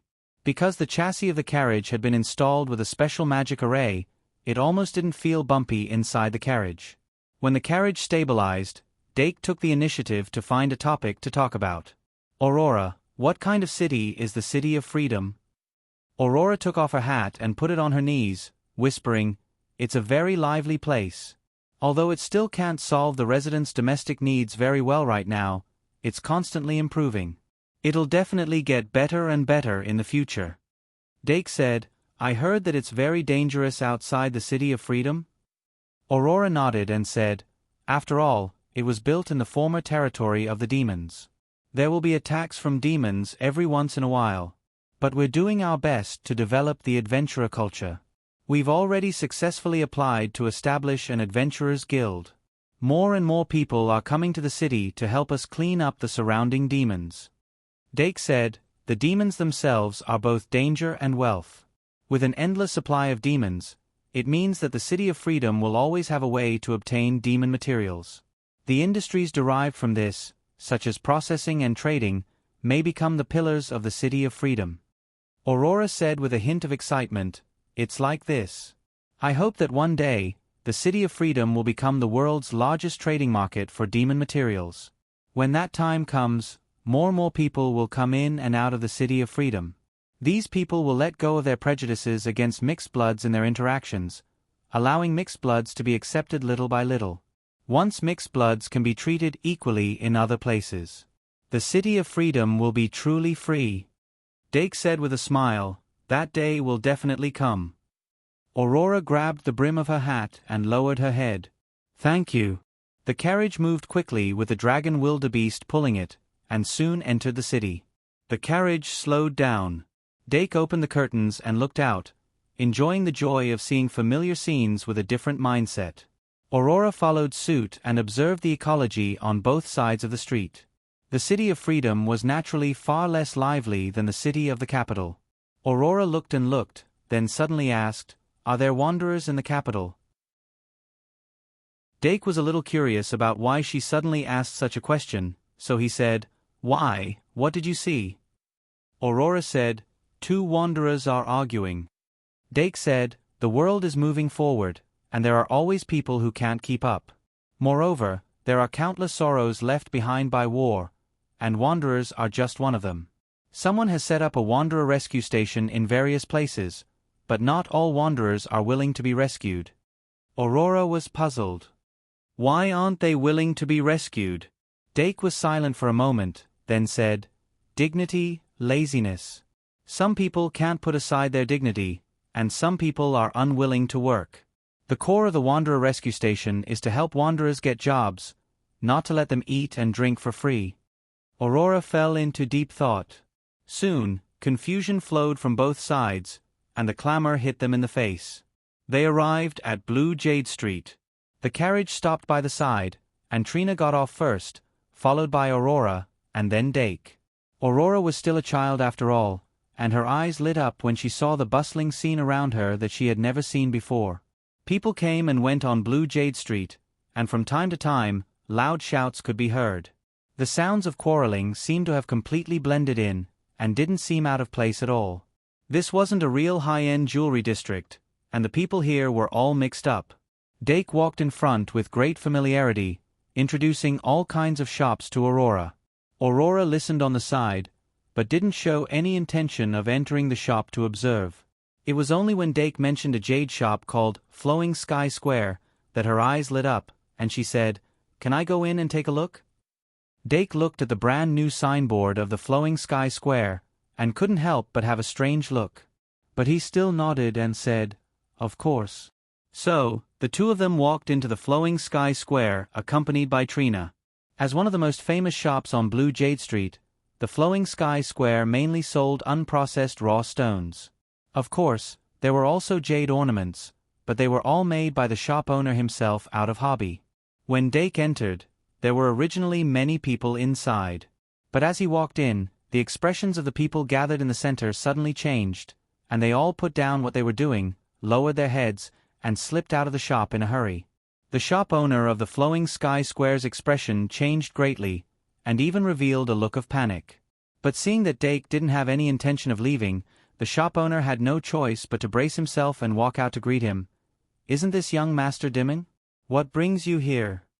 The shop owner was in his 40s or 50s, and he wore ordinary clothes, but there was a green jade ring around his neck, and his wrists were covered with jade bracelets, which made him look like he was wearing jewelry. Dake knew him from a few years ago, and he didn't hold back. "Bring someone here to play, and take out your best things." The shopkeeper glanced at the delicate Aurora and immediately understood what was going on. But just as he was about to turn around and take out the bottom of the box, Aurora said, "Don't, I'm not here to buy jewelry. Do you have raw stones that haven't been cut yet?" "Yes, we do." The shop owner stopped and wiped the sweat off his forehead. In fact, his shop's main business was to gamble on raw stones. But in front of that little ancestor, he really didn't dare. Aurora said excitedly, "Then take some out and let me see." The shop owner had no choice but to drag out an uncovered box from behind the counter. The box was filled with raw stones of all sizes that hadn't been cut yet. Because these raw stones were buried deep underground, they were still wrapped in a layer of weathered skin after being mined. Without cutting that layer of rock, the original appearance couldn't be seen clearly. There was no way to know the quality of the jade inside. The shop owner bid, the buyer bought, and then the rock layer of the raw stone was cut open on the spot, revealing the jade inside. If the quality was higher than the purchase price, then it was a profit. If the quality was lower than the purchase price, then it was a loss. This was also commonly known as stone gambling. But here, not only were they gambling on raw jade, but they were also gambling on more expensive rare metals or magic stone ores. Aurora squatted down and picked at the box of raw stones.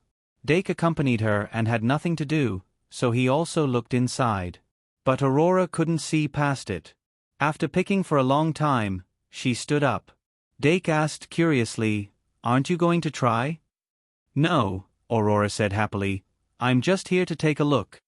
After saying that, she didn't even look at the jewelry and walked out of the Flowing Sky Square. Dake was confused. The shop owner was overjoyed. Then Aurora entered a few more stone gambling jewelry shops. Every time, she was in high spirits, but she didn't have enough to buy anything. Seeing that time was passing and an hour was about to pass, she still didn't buy anything. Even Dake couldn't help but come closer and say, "Do you want to buy one?" "No." Aurora shook her head hard. "I don't have that much money." The shop owner standing at the side didn't dare to say that the raw stones in the shop were very cheap. They just wanted to send this god of plague away as soon as possible. After leaving the last shop, Aurora was obviously satisfied and took out the note again. She pointed to the second line and said, "Let's go to the next place." The carriage started moving again. When it stopped again, it was already in front of a high-end dessert shop called Sweet Honey.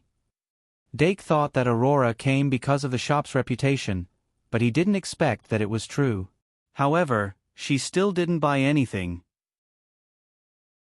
The three of them walked inside for more than 10 minutes. Aurora looked at the desserts that were displayed one by one. Then, when Dake said that he wanted to buy something, she shook her head and said no. But just as the three of them were about to leave, the shop owner hurried out with a whole plate of steaming pastries in her hands. She presented the pastries with a flattering face and said respectfully, "Young Master Dimming, this is the shop's newest pastry. Please try it." Dake glanced at Aurora, who was unmoved, and said, "Then try it. Bring a pot of black tea." "Okay." The shop owner was obviously relieved. She personally led Dake into the small restaurant indoors. Dake asked Aurora to sit down. Trina stood by the side. The shop owner quickly brought a pot of high-quality black tea. Then, she took out the teacups and poured them one by one. "Go about your business." Dake waved her away and tasted the pastries. The shop owner couldn't ask for more. After Dake tasted a little, he said, "The taste is okay. Don't you want to try some?" Aurora didn't refuse. She picked up a piece of pastry and tasted it carefully. Then, she narrowed her eyes as if she was analyzing the ingredients used in the pastry. After a while, she seemed to feel that she had analyzed it thoroughly.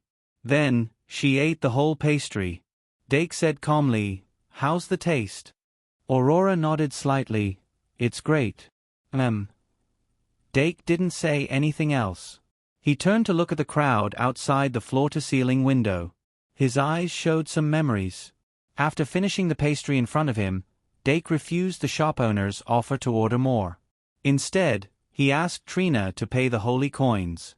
Under the shop owner's flattered gaze, the three of them left the high-end dessert shop. Then, they continued to shop. "Where's the next place?" Dake asked. Aurora pointed to the name written on the third line of the note and said, "Star Cluster Building." Star Cluster Building then. Dake was quite comfortable. Having a clear location like this was better than wandering around aimlessly. He still preferred a planned life. The Star Cluster Building was some distance away. They got back into the carriage and continued forward. About 20 minutes later, they arrived at a bustling area. From here on out, it was already a trade area for the nobles. The prices inside and outside were on a different level. With the dragon wildebeest leading the way, naturally, no one had the guts to block the way. However, the nobles who were active here spread the news like the wind. Although the age gap would lead to different circles, Dake's identity was there, and he naturally had the attribute of breaking the circle. Some of the people who had been viciously pranked by him at the age of 12 or 13 immediately avoided him. Some of the older ones, however, had their own thoughts. After 9 months, what kind of waves could the son of a duke, who had returned to the capital once more, cause? The Star Cluster Building was located at the most dazzling location in this area. The building was 20-some meters tall and had a total of 6 floors. It covered an area of more than 3 mu and was hexagonal in shape.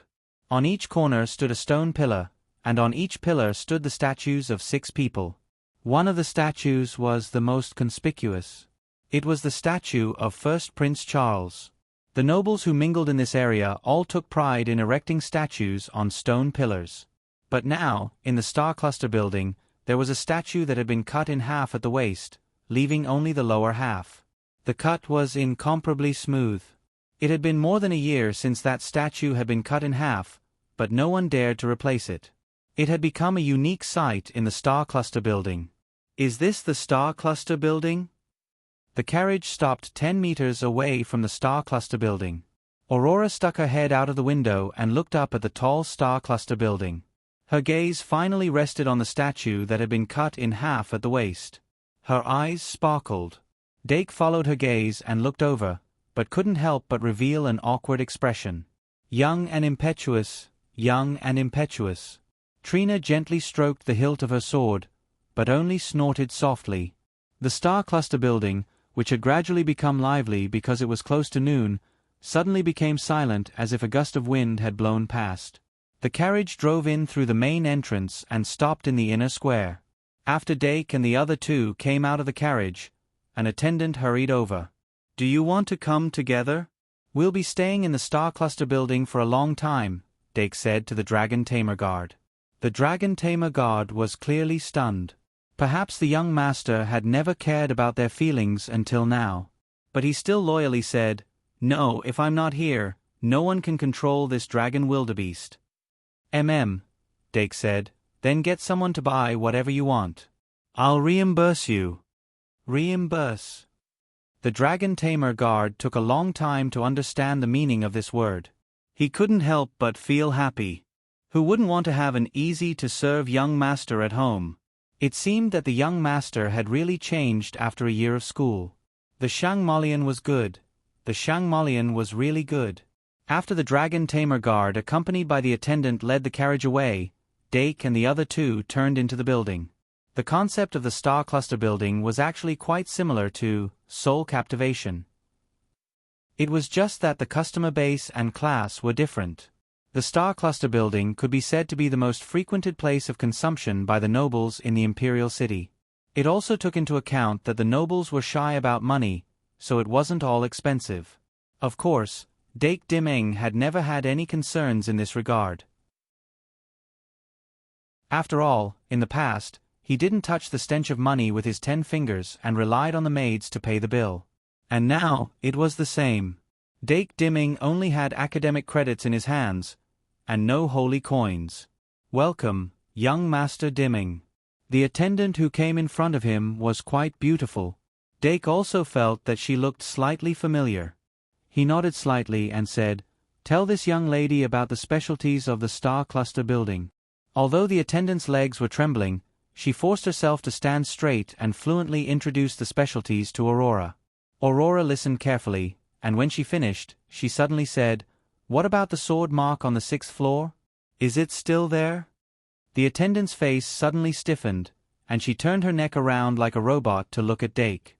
"It should have been fixed, after all, it's not good to keep leaking air," Dake said casually. The attendant's face changed drastically, and her legs trembled even more. The supervisor of the Star Cluster building pushed her out to receive young Master Dimeng, and used her to block the disaster.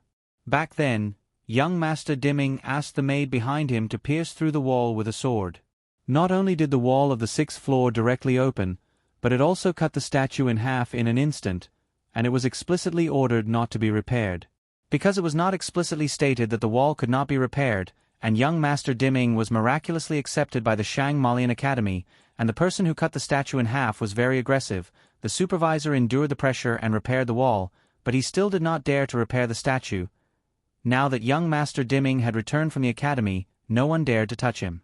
Only she, who had a strong family background, was forced to receive the guest. When she came, she still had a trace of hope. She did not expect young Master Dimeng to become even more ruthless after returning. Although young Master Dimeng was bossy and domineering, he always spoke his mind and never hid it in his heart, so it was easy to deal with him.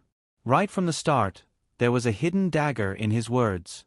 In fact, it made people tremble with fear. It said that the academy is a microcosm of society. Could it be that young Master Dimeng has returned after experiencing many hardships?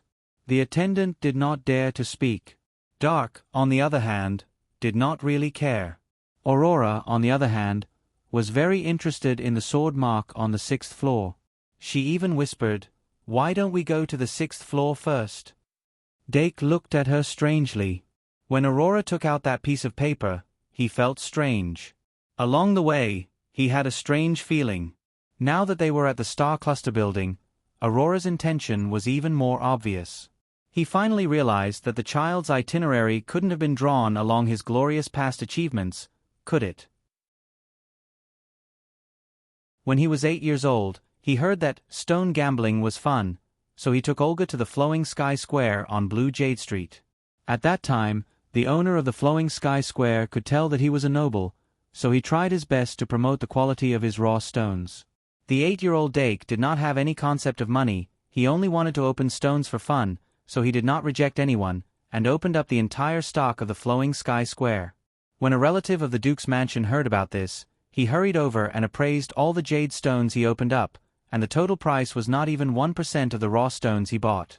Dake did not know anything else, but this ratio of 100 to 1 was very clear, so he directly smashed the memorial arch of the Flowing Sky Square. If the owner of the Flowing Sky Square had not woken up early and cried desperately in the end, saying that he would not accept a single penny, the shop would have been burned down. Of course, the kind little Dake finally paid the equivalent of 1% of the price of the raw stones and bought all the raw stones he opened up. Those raw stones were eventually taken to the pool in the backyard and used to play with water.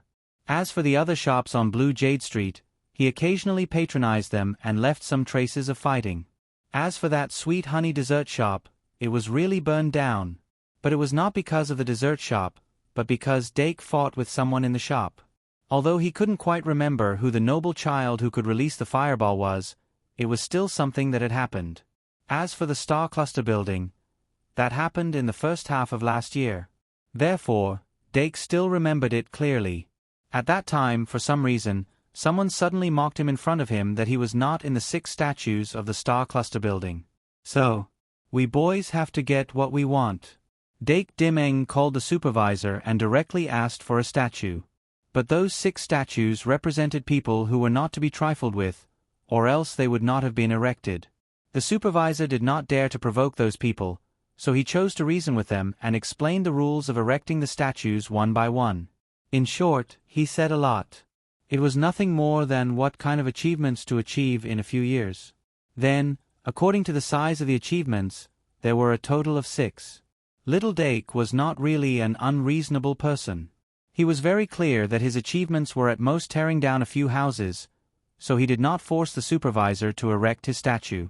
After all, a statue erected like that would not live up to its name and would easily become a laughingstock.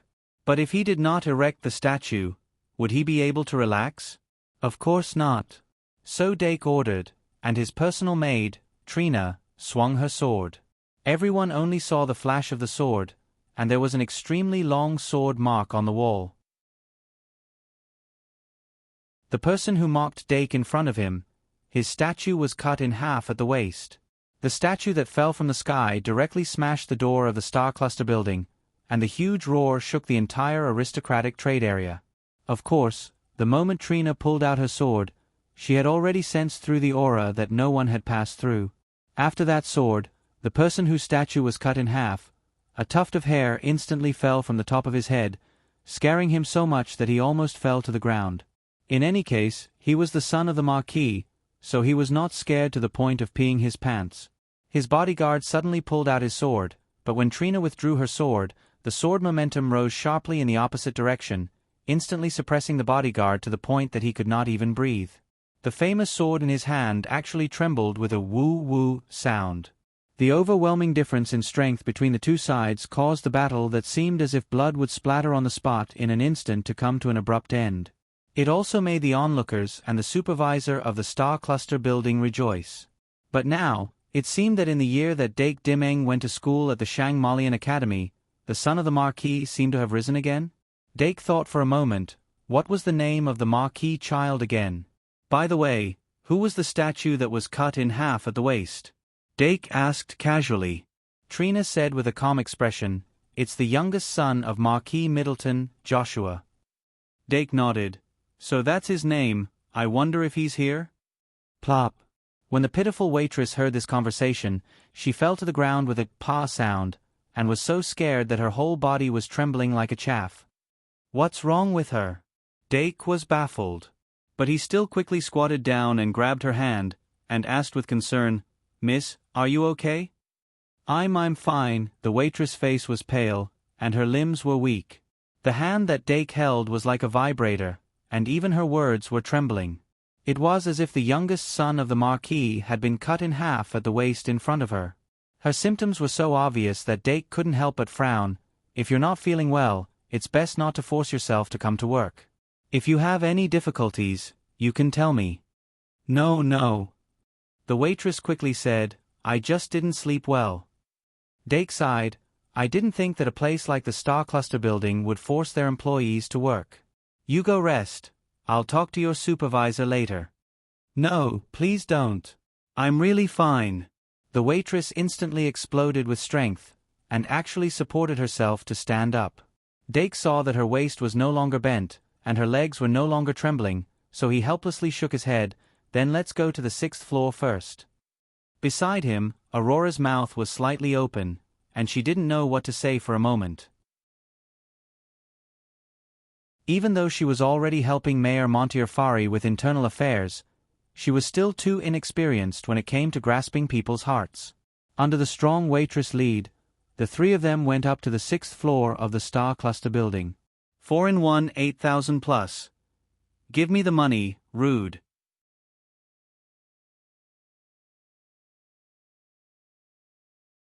Chapter 469.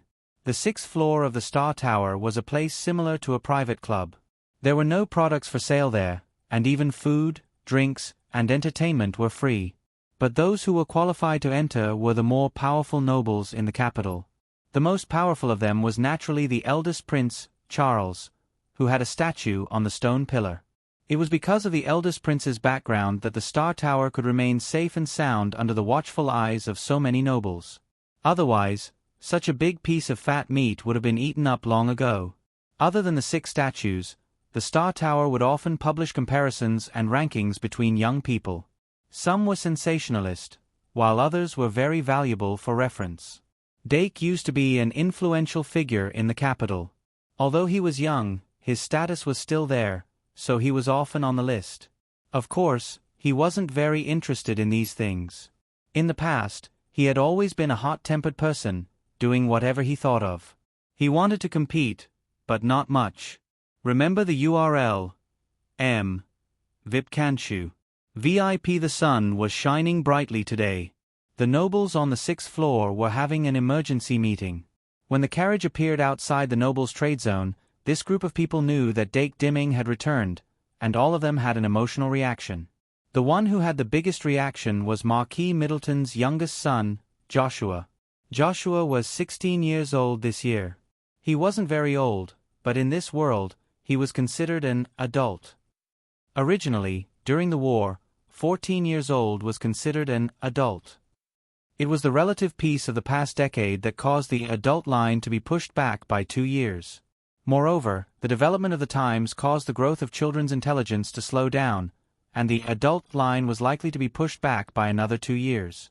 But at least for now, Joshua was already an adult. His father, Marquis Middleton, was a new noble who rose during the war. Although he was slightly inferior to Arvet in terms of fame, he was already an extremely powerful warrior, not to mention that he was also a veteran strategist. Before the development of magical technology, the power system of this world was mainly based on magic and qi. Magic was profound and difficult to master, and humans generally lacked enough magic to support it, so they were far inferior to the demons. In order to fight against the demons, they developed the qi that only humans could control. The so-called qi was a mysterious power that was stimulated from the human body's chakras. Sorcerers believed that qi was actually a type of magic. On the other hand, the saint believed that qi was a kind of innate supernatural ability of saint, which was passed down through generations and hidden in the chakras of the human body. Both of these statements had basis, because other than human beings, demons didn't have chakras. The effect of qi was essentially the same as the effect of some buff spells. In other words, it could only be used to strengthen the body. There were 7 chakras in the human body. These 7 chakras were the 7 energy gathering points, which dominated different tissue systems in the human body. They were the crown chakra, the glabella chakra, the throat chakra, the heart chakra, the umbilical chakra, the sea chakra, and the Brahma chakra. Every time a human opened a chakra, their control over their body would be improved to a higher level. The quality and quantity of qi would also increase accordingly. Among the 7 chakras, only the Brahma acupoint wheel was located outside the human body, above the head. If he could open the Brahma meridian wheel, he would be able to release the qi and form an extremely oppressive force. A sufficiently powerful force could even form an effect similar to that of a dragon's might and suppress the targets whose mental power was relatively weak. But even so, the popularization of qi could only allow humans to barely withstand the attacks of the demons. Its limitations were very large, and it was still far inferior to magic. What's more, demons were born with strong physiques. Any demon powerhouse's physique wouldn't be weaker than a human warrior who had opened all 7 chakras. In order to increase the upper limit, humans would usually cultivate both qi and magic. Before the development of magical technology, the purebred human's most powerful profession was the demon warrior who cultivated both qi and magic.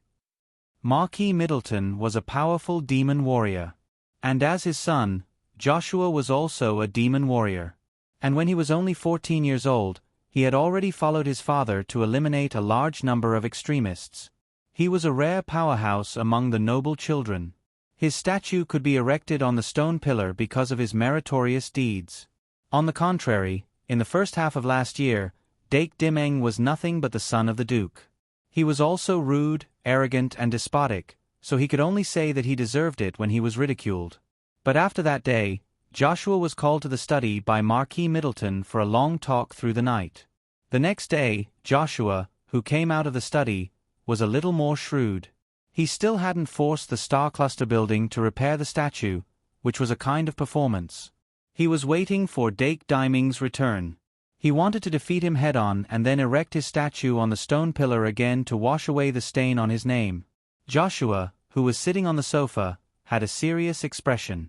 Although he had been studying at the Royal Academy, he still paid attention to Dake Dimeng's news. He heard that Dake Dimeng was doing well in the Shang Malian Academy and was no longer the same as before. It was still unknown who would win today's battle. But that's good. If I were to duel with someone who doesn't even have the strength to truss a chicken, it would seem that I had an unfair advantage.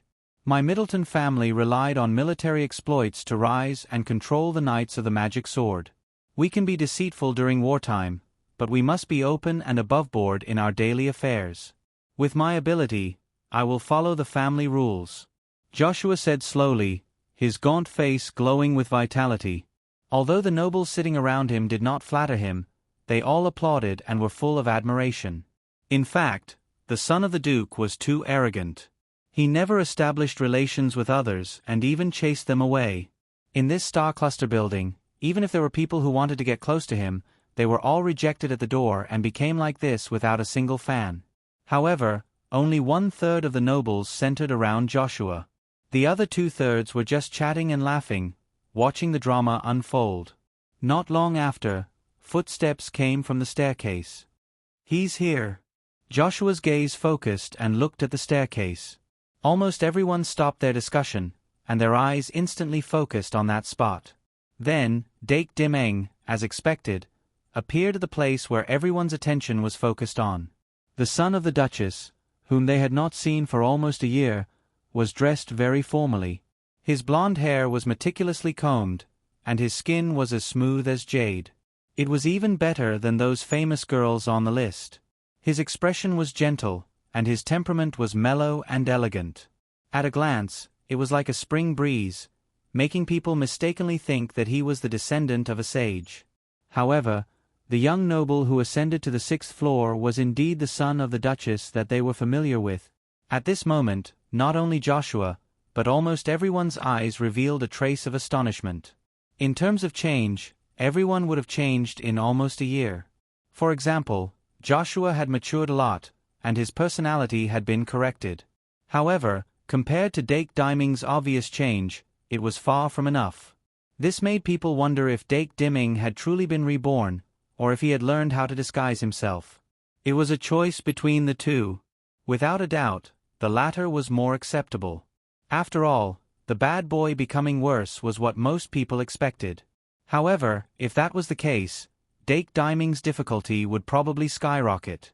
Those who did not have much interaction with Dake paid more attention to making themselves invisible. After Joshua recovered from his initial shock, he did the opposite and took the initiative to stand up. The fans around him also habitually stood by his side and behind him. Joshua strode to the staircase and reached out his hand to Dake. Dake stared at Joshua's face for a while, and after a while, he confirmed that this should be the son of the Marquis who was frightened by Katrina's influence. Thus, he reached out his hand and said, "Joshua Middleton?" As the saying went, shake hands and make peace. Dake Dimming was not an unreasonable person. Everyone shook hands, complimented each other, and the incident last year would be over. After that, without any grudges, they could sit comfortably on the 6th floor for a while, eat, and leave. Wouldn't that be great? For such a social place, Doc Diamond did not avoid it. This was already a form of confidence in his own willpower. However, Joshua's face darkened slightly. He said, "Long time no see, Dake." "It has been almost a year." Dake retracted his hand and walked past him. Following closely behind, Aurora and Trina arrived side by side, leaving the strong female attendant behind. Aurora placed her hands in front of her stomach. Although she was a little timid, she still looked around curiously. Katrina, on the other hand, ignored the people around her. She did not even look at Joshua. Joshua suddenly felt like he was a streetlight on the side of the road, illuminating the path for the three of them. Of course, he could not just stand there like that. After all, before Dake came up, he had already stated his intentions. "Wait, Dake." Thus, he immediately called out. Dake stopped in his tracks and turned to look at him. "What's wrong?" Joshua hesitated when he was stared at by Dake Dimming's big, pure eyes. He even changed the tone of his prepared speech. "It's like this. I heard that you learned a lot in the Shang Malian Academy. Do you want to spar? Let's stop here." He was very friendly. Dake did not sense any malice. He was confused. "But aren't you a demon warrior?" Joshua did not understand. He said, "Yes."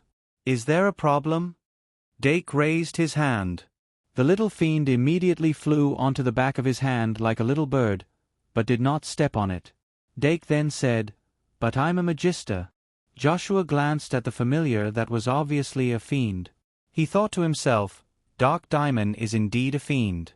However, he did not mind Dake's words. He said, "A magister is indeed the highest level among fighters, but we demon warriors are not to be trifled with." As he spoke, he took a step forward. His entire body's aura condensed in an instant. The 6 chakras in his body simultaneously produced surging aura, which then rushed to the top of his head.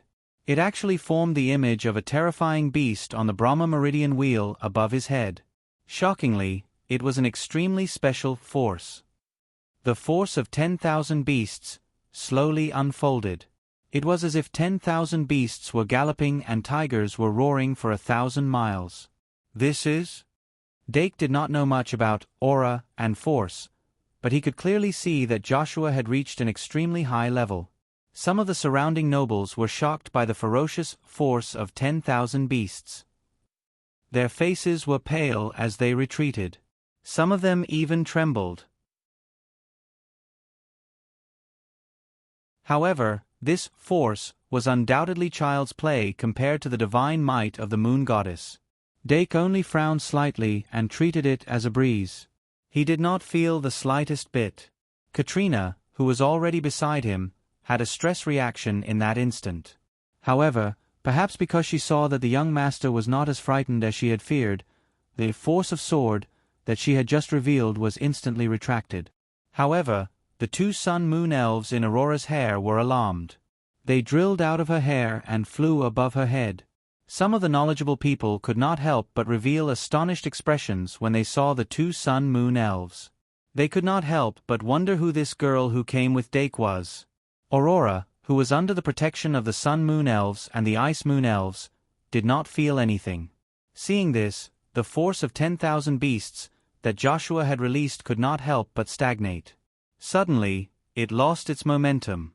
Dake asked curiously, "This force of might is indeed astonishing. However, if it's only like this, I am a dual cultivator of magic and martial arts. I have not used my full strength," Joshua subconsciously explained. However, this made it seem as if he was begging for pointers from the other party. His fans were instantly speechless. However, Joshua could be considered to have experienced a life-and-death battle. When facing an opponent who was stronger than him, he had a natural perception. He almost instinctively realized that Dake Dimeng, who had no strength to truss a chicken a year ago, was probably above him now. However, a man of character would not go back on his word. Since he had issued a challenge, there was no reason for him to go back on his word. Fortunately, he did not say, "duel." Instead, he promptly and wisely changed it to "exchange pointers." That was really the wisest choice he had made today. While thinking this, Joshua suddenly realized that he had been afraid before the battle. He could not help but feel defeated. That force of 10,000 beasts dropped rapidly. It was no longer as turbulent as it was at the beginning. This obvious change surprised the onlookers. It was just a face-to-face encounter. Dake Dimeng clearly did not do anything. However, Joshua was like a deflated balloon. How did he become a layer of shriveled skin? Those nobles who wanted to see how the two of them would end up were greatly disappointed. Dake could see that Joshua had lost his will to fight. He could not help but shake his head. "Forget it. It's rare that we have time. Why don't we change the way we exchange pointers?" What way? How could Joshua not understand that Dake was giving him a way out? He could not help but feel a little surprised at Dake Dimeng's sudden increase in EQ. There was also a trace of fear hidden deep in his heart. How did a person grow to be able to undergo such a terrifying change in a year? Dake Dimeng gave him the feeling that a cop king had suddenly turned into a violent cop dragon. Of course, he did not know what a cop king and a violent cop dragon were, but it did not stop him from describing it that way. "Let's have a round?" Dake's expression changed slightly. When he was in the academy, he had to restrain himself and not lose his will to play. However, since it was the holidays and leisure time, why not have a round? Thus, the atmosphere of the scene changed abruptly. Dake ordered the maid to bring a set of magic chess with fixed pieces. He then spread it out in the hall on the 6th floor. The magic chess board was placed on a jade table. There was a circle of sofas on both sides that could seat 3 people. The rest of the people who wanted to watch the game brought their own chairs and stools and sat by the side. However, if one looked closely, they would find that there was a hint of confusion hidden in their expressions. They could not understand how a normal duel had turned into a competition of magic chess. The class gap between the nobles was vividly displayed in this area. Those who had the right to sit around the table were the children of the nobles. Those who were lower in rank consciously stood and watched the game. Dake asked Trina to relax and sit with Aurora on his left and right. He then straightened the board and said to Joshua, "Have you played this before?" 3 years of experience. Joshua nodded seriously. "Oh, so he's an old chess player?" Dake's interest was piqued. Although magic chess was called magic chess, it did not require magic power to operate. It had the potential to be popularized. However, without magic power, the viewing effect of magic chess would be much worse. It would also require manual data conversion. After all, every attack between the pieces was supported by data. Moreover, magic chess was very expensive. If the pieces could not move, the feeling would not be reflected. Therefore, it was still popular in a small area. Joshua was a dual cultivator of magic and martial arts. Although his magic power talent was not enough to become a magus, it was more than enough to play magic chess. The two of them soon began the game. The tactical thinking of magic chess was not much different from Chinese chess. That was why Dake could get the hang of it so quickly. Once the game began, the strength of both sides was quickly displayed. It felt like they were evenly matched. Or at least, they were more evenly matched than the combat power of both sides. After the time it took to drink a cup of tea, the game ended. Dake won by a narrow margin. Perhaps Joshua saw a glimmer of hope for victory, but he was unwilling to give up. He blurted out that he wanted a second round. Dake said, "Then let's play 2 out of 3 games. I'll take 1 game first." In the second game, Joshua pursued aggressively. Dake dealt with it calmly. Although he tried his best, he still lost. Thus, the game became 1-1. Then, the third game began. This time, Dake changed his formation. He switched from offense to defense. Instantly, the chess game changed. It was as if thousands of soldiers and horses were attacking the city. They broke down Joshua's defense layer by layer and finally took over the castle in one fell swoop. The moment the castle was breached, Joshua slammed the table and stood up. However, he stood there alone for a while before sitting down dejectedly. Then he said, 3 out of 5 games. Let's eat first. Dake smiled. Neither arrogant victory nor discouraged defeat. The staff of Star Cluster Building, who had been waiting by the side, immediately served the dishes. The manager hiding in the back breathed a sigh of relief. It was fortunate that Dake did not fight with Joshua on the spot. He did not dare to be negligent and ordered the kitchen to continue serving. As for himself, naturally, he continued to hide. After all, a gentleman would not stand under a collapsing wall, let alone a villain. Who knew if the young master of the Duke's family would suddenly explode in the middle of the game, or if the son of the Marquis would go crazy? These young people had the most fickle temperament. For a powerless person like him who could only protect himself by relying on the eldest prince, it was better to hide. Of course, whether it was the waitress or the manager, what they imagined did not happen. After Dake, Aurora, and Katrina finished their lunch, they continued to play chess.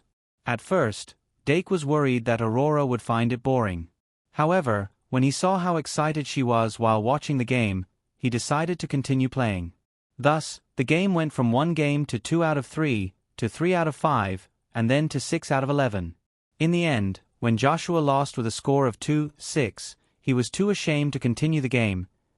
It was already 3 o'clock in the afternoon. Dake got up and waved goodbye to him. Then, he brought Aurora down to the 5th floor. From the 5th floor to the 2nd floor, there were all kinds of luxuries suitable for the youth trend. However, Aurora obviously had no interest in strolling around here. Thus, the 3 of them went downstairs and headed to their next destination. It was only when they left the Star Cluster Building that the nobles on the 6th floor suddenly came back to their senses. Finally, someone could not help but ask, "So what is the purpose of dimming?" The rest of the people were silent. Only Joshua, who lost miserably in the game of magic chess, said, "They are here to shop, right?" Although this was the truth, no one believed it. East of the city, Pet Street. As the years of peace passed, the citizens of the capital who lived a prosperous life began to have spiritual needs. If one was alone, raising 1 or 2 little cuties could make life more interesting. When Dake was in the past, he would often stroll around Pet Street. However, he only touched and did not buy, so he was quite hated by some merchants. Of course, because there was always a beautiful and elegant maid by his side, the merchants didn't dare to say anything even though they were angry. This time, Dake parked the carriage outside the street as usual and walked into the street. He was quite notorious on this street, but at least he did not do anything worse than the other nobles. Thus, the merchants turned a blind eye to it. Of course, Dake did not put on airs when he went out, and he rarely went to nobles' gatherings. Thus, not to mention the general public, even a large number of young nobles only knew of his name. Otherwise, if the merchants knew that the son of the war goddess was here, they would definitely rush to send their little cuties to him. After all, the war goddess's prestige in the kingdom was so resounding. Especially in the capital, she was loved by everyone. Otherwise, they would not be able to compete with the holy church that had taken root in the kingdom for so long. After Dake stepped into Pet Street, he familiarly went to his favorite cat pet shop. Naturally, the pet shop in the city would not sell rare pets like the catgrass, but not all of them were ordinary pets. There were some that had some magical bloodline or were related to magical animals. "Is this the shop you want to come to?" Dake asked. Aurora nodded. The cat pet shop in front of them was called Spoiling You for a Lifetime. There were a few old cats that could not be sold, so Dake would stroke them a few times every time he came. The owner of Spoiling You for a Lifetime was a fat auntie. It could be said that she was the only one on the street who was especially welcoming to him. At first, it was probably because very few people were willing to play with the old cats. Later, because there was a conflict in the shop, Dake happened to be there, so he asked his maid to help. Of course, he was not a good child who was willing to help others.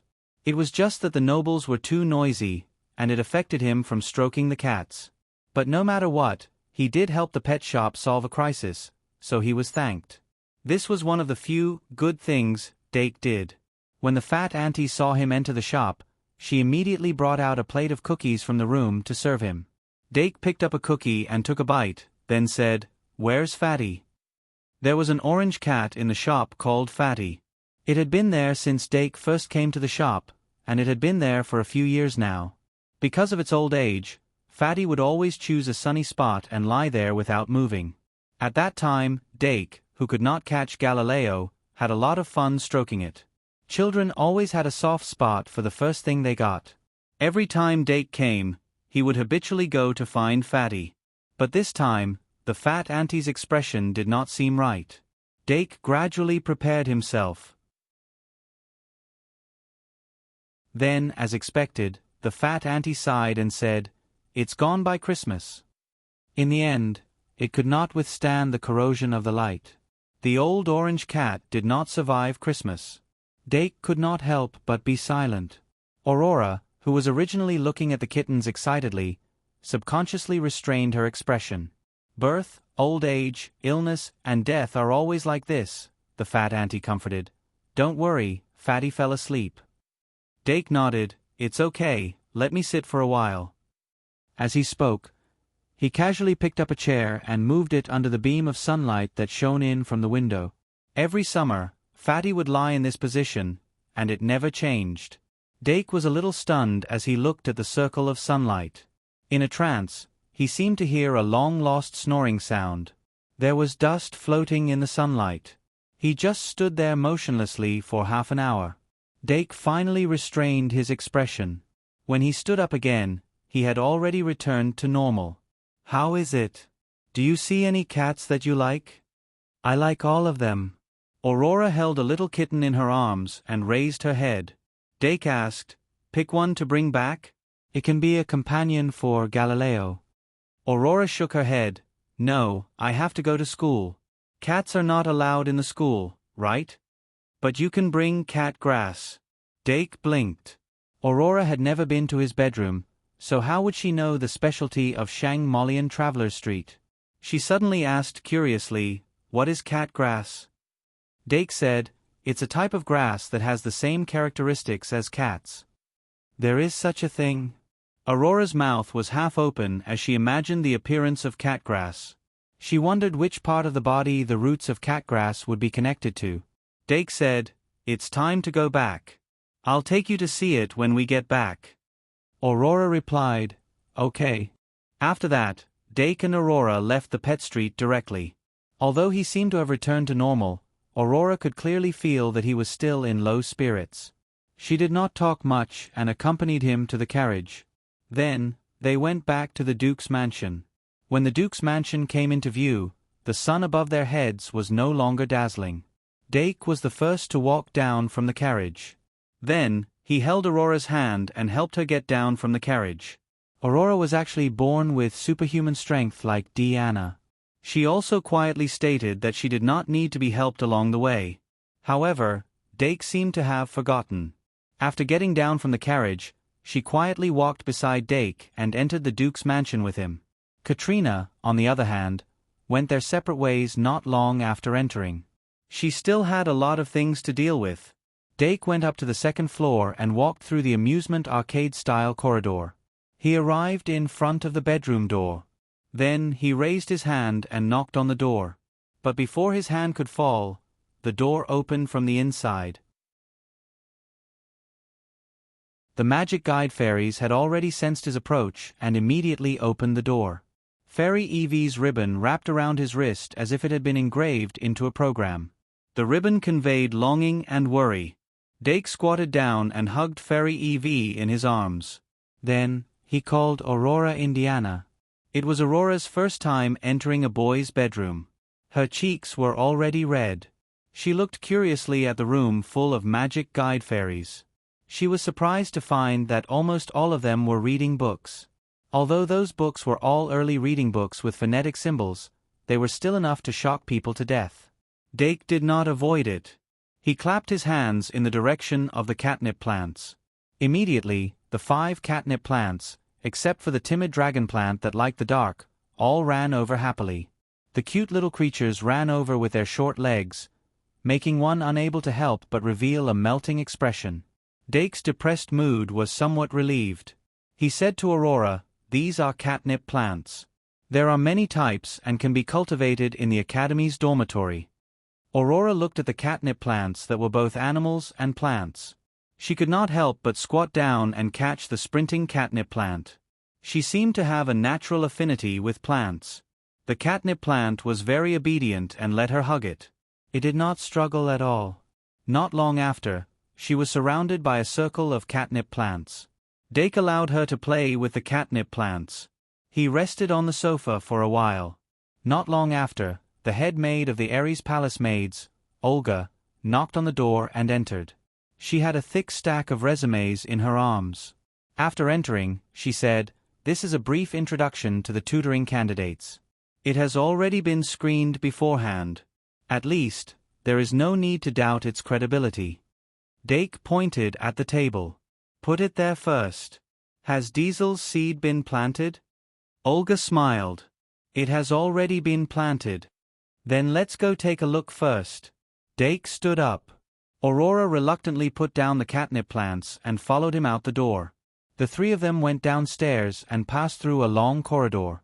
Soon, they arrived at the backyard. The first thing that came into view was a field of fresh flowers and lawns, which covered the entire courtyard. They passed through a small path in the garden. A gentle breeze carried the fragrance of the flowers.